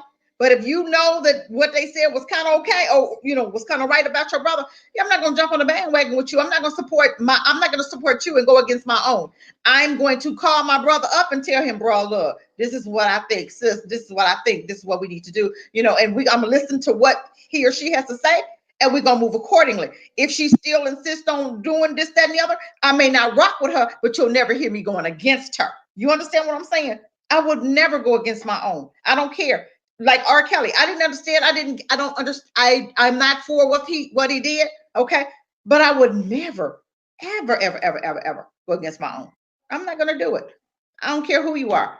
I'm gonna look at you, stand down, and I'm gonna put you back in your place, especially if you white and you trying to talk about my brother. Oh, I got something for you. I'm gonna embarrass you, because you're not gonna sit up here and be fronting and your culture ain't perfect. You sleep with your dogs, you sleep with your sisters, you sleep with your kids. You definitely ain't perfect. Okay, you got a whole lot of dysfunction going on over there. And for my black men that choose these white women over your own, shame on you. You pass up a 10 to get to a dysfunctional 0. Shame on you, brothers. Come back home and get your mind right. Any last words, Joshua? We're going to close out. Any last words? Give me about 3 minutes. Last words. Uh, um, um, yeah. So this is my advice to everyone, and I hope more guys actually get onto such platforms and actually educate themselves more. I mean, Right. it's time we need to have our own plan as Black people, and it does not start with us, just being scattered all over the place. We need to come together. Right. We need to have an understanding of what it is that we want as a race in Right. this world. We just Right. exist. Like, we let others walk all of us. The Chinese can walk all of us. The Americans can walk all of us. I mean, it's time we also stood up for ourselves and say, you know what? And I am so happy that this COVID came with some more blessings, because now African countries have realized that we are on our, like, we need to trade more amongst ourselves, because countries are shutting down, and you're realizing very fast that which that we've been importing can easily be made in your own country, you know and such things. Even when US, I had guys were even struggling with masks. People are you know making masks left, right, and center here, to a point whereby, like, they're being handed for free. So, like, and before, people are importing them. So why were you even importing them in the first place? Right. So Right. these are the jobs that we in our it's our mindset. There's Right. nothing impossible. As long as we have that mindset, there's nothing impossible. There's nothing we cannot achieve. We will build those bridges. We'll make those roads. Right. We have the skyscrapers. We do not need the white person to come here and tell us what we need to do. We have our own brain.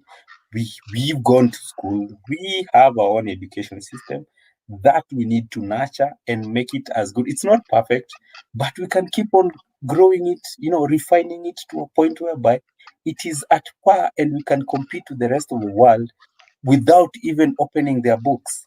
You know, we need to. That is, and people don't understand how China got to where it is today. It did not get there by just sitting back and saying, you know what, the whites are just sitting on us, let's just accept it. No, they went, they made their own curricula. Mm-hmm. They studied, their mindset shifted. It's like it's Chinese for Chinese. If a Right. Chinese guy is making say a car, all the parts must come from another Chinese person. So you're supporting each other. So there's no one point a Chinese person will come look for a part in a white man's shop. you know they will never do that. So it's Mm-hmm. about time we Yep. also started thinking like that. Like, okay, fine, Casidra has a salon. Everyone who has hair in his head, go to Casidra, support Right. her. she does good work, so go to her. I mean, even if she doesn't, just keep correcting her to a point whereby she does it perfectly. You know, you'll be Exactly. like, I'm not getting out of this salon until my hair looks the way I want it to look. So yeah, Exactly. Or at least come to my shop. It might be somebody else there that can do your hair better than me. It's okay. We work as a team. e- How about that? exactly, even better. So options, so don't just say, we can't just because single black person and according to your brain, only a white person can do something perfectly. Nothing is impossible. We've done Right. it. We are where we are because we've done it. And if we come together, I believe if we come together, there are a lot of people, I'm sure, Cassandra in US who are capable of even financing projects here. Right. That is jobs. That is jobs you're creating for your Right. African brothers and sisters. Yeah. This is untapped potential that you're doing. Again, so you're creating again a bond. you know so once you get that ball rolling, once we get used to each other, like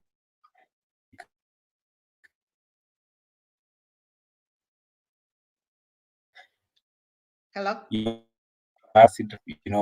people who can do it, about to look for a consultant somewhere. Hello, I'm not about to go look for a consultant somewhere else and pay that person that amount of money, and my brother is here dying of hunger and they can do the same job. We need to be smart about these things. And also, I need more blacks to come to Africa, even if it's just for visitation. Just look at the lay of the land, assess the way, just familiarize yourself, you know, and then go back, make your decision, an informed decision. As I finish, I also like your top. You're leading by example. Even the clothes you're putting on, it's African. I mean, yeah, that is the way to go. So more people like that. We need more people like that, and we are going to go far. You've promoted by promoted someone. That top you're wearing right now, you've promoted someone. So let's keep on doing African stuff from now on. Just put your mindset, I can only buy it from an African person. Right. If it's the shop, if it's the food, go buy it to your African person. That is how you're going to uplift each other. I get this from you. I get this. You get this from me. It's give and take. That is how economics work. So we cannot Right. just decide all of us as a race we are going to get things from the white person. When are we going to start building our own things? When are we going to empower ourselves? So as my final remarks, I insist on people wanting to come and see for themselves and then see whether black is king is worth it or not. Because there are people who have never come here, so they see black is king, they automatically believe it's true. So I need to see the airlines, even the airlines you're boarding, do not board board African airlines. We have them. Board them. Support African countries. Do not go with the KLM. Do not go with, I don't know, British Airways. Use African airlines to get to Africa. Yeah. Empower your own brothers and sisters.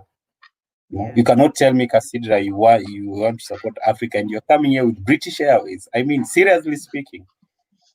And then you're coming first class, so you've given them around $2,000. Yes. So yeah, Yes. let's Yeah. be smart about how we operate with. If it's black, all the way black. That's right. That's right. Thank you Yeah, so much. I appreciate every time you come on, Joshua. I really appreciate you coming on. And I am appreciative of everybody. My last remarks, I just want us to remember um, listen to a person, listen to what they're saying, watch their actions. Don't be fooled again. We've gone down this rabbit hole so many times of a person coming to us like Stacey Abrams and this other guy Gilliam and all these people that have come forward that were supposed to be black leaders, but they were supported by white folk. And therefore, if you have a Black person that's supported by a white person, that means they're going to have to do their agenda, and they're still not going to be Black first. I just want us to understand that we always should have a heart after our own. We can't do this without each other. We need each other in order to grow, in order for this to work. I need Joshua. I need Strange Fruit. I need Jay. I need everybody that I can get my hands on, because we have to come together and we have to do this together. We can't do this by ourselves. Just like I want everybody on here, I want you guys to share, like and share. I want you guys to come on, and when you support other people, Black folks channel that's speaking truth, make sure you share it. Make sure you put it on your Facebook page. Make sure that you share this to your friends. Maybe this show can help open up somebody else's eyes that had another agenda or wasn't understanding that just because I see somebody Black does not mean that they have a Black heart or Black agenda. And when I keep saying a Black heart, I mean a B1 that's got Black folk on their mind, that's always about Black folk, that's not sold out to white supremacy. And we're never going to allow white supremacy to use us like we did before. We can't, white folk cannot, they can't tell you how to do this walk. We come together and we group economics together. We use each other in order to get to the next level. We don't need white folks telling us what we can and can't do. We don't need them. And we know they dysfunctional anyway. They can't tell you how to parent. They can't tell you anything. They don't know what it is to be Black. They don't know how it is. We create our own, we build our own, we support our own. That is my final words. And with that, I appreciate everybody for tuning in, and we'll have to do this again on Thursday. I am back on Thursdays, and we're gonna move into some different areas, but I'm gonna keep it Black because that's my love. And don't forget the silver. Yes, don't forget to get your silver. Let me show that, because I want us to understand that we are in a reset right now, and we have to not to forget to get our silver. I don't want to hide it. I want to show it. I'm not trying to hide it. Did I hide it? Okay, I want to show it. Am I showing it? Okay, I think I'm showing it. Okay, did I show it? Oh my goodness. I am so bad with this computer sometimes. I want us to remember to go in and get your silver. And what she say, for Money Metal Exchange. That's the number. If you put my name in, you get a free silver. Okay, because it's going to be a reset, and Joshua and I are going to do a show on how do we recession-proof Africa. They have millions there. Why is everybody so, and I know the leaders are doing this, that, and the other, but I just want us to remember, but we are Black first, and it's all about us supporting us. So if you're in Africa, my African brother and sister, support your own. Stop supporting the Chinese. They don't have your best heart and your best interest at heart. They don't care about you. They're not going to put any money into your Black community. They're not going to give back to the Black area of Africa. They're taking that money and they running to China, and they doing what they need to do, and their family is being taken care of. Their country is being taken care of. They not putting one red cent back into Africa. So learn how to support your own. If your brother has a bar, if your brother has a store, and the Chinese has a store, go to your brother's store. And if your brother doesn't have the item that you need, you go and tell him, say, hey, this is a request to communicate with your brother. The Chinese store may have it, but I'm not going to buy it from them. I'm going to buy it from you because I'm going to expect you to get it in. Tell him. You have to understand, Chinese people have been able to put in money into their businesses more so than Black folk. But if you keep supporting your Black brother, then his store will be just as good and just as awesome as the Chinese store, which can never be as awesome as ours. So our service, keep your service and your customer service up, and keep it Black. That's right, Jay. Thank you guys for joining. And with that said, I want you guys to have an amazing week on purpose. Peace, you guys. Black power.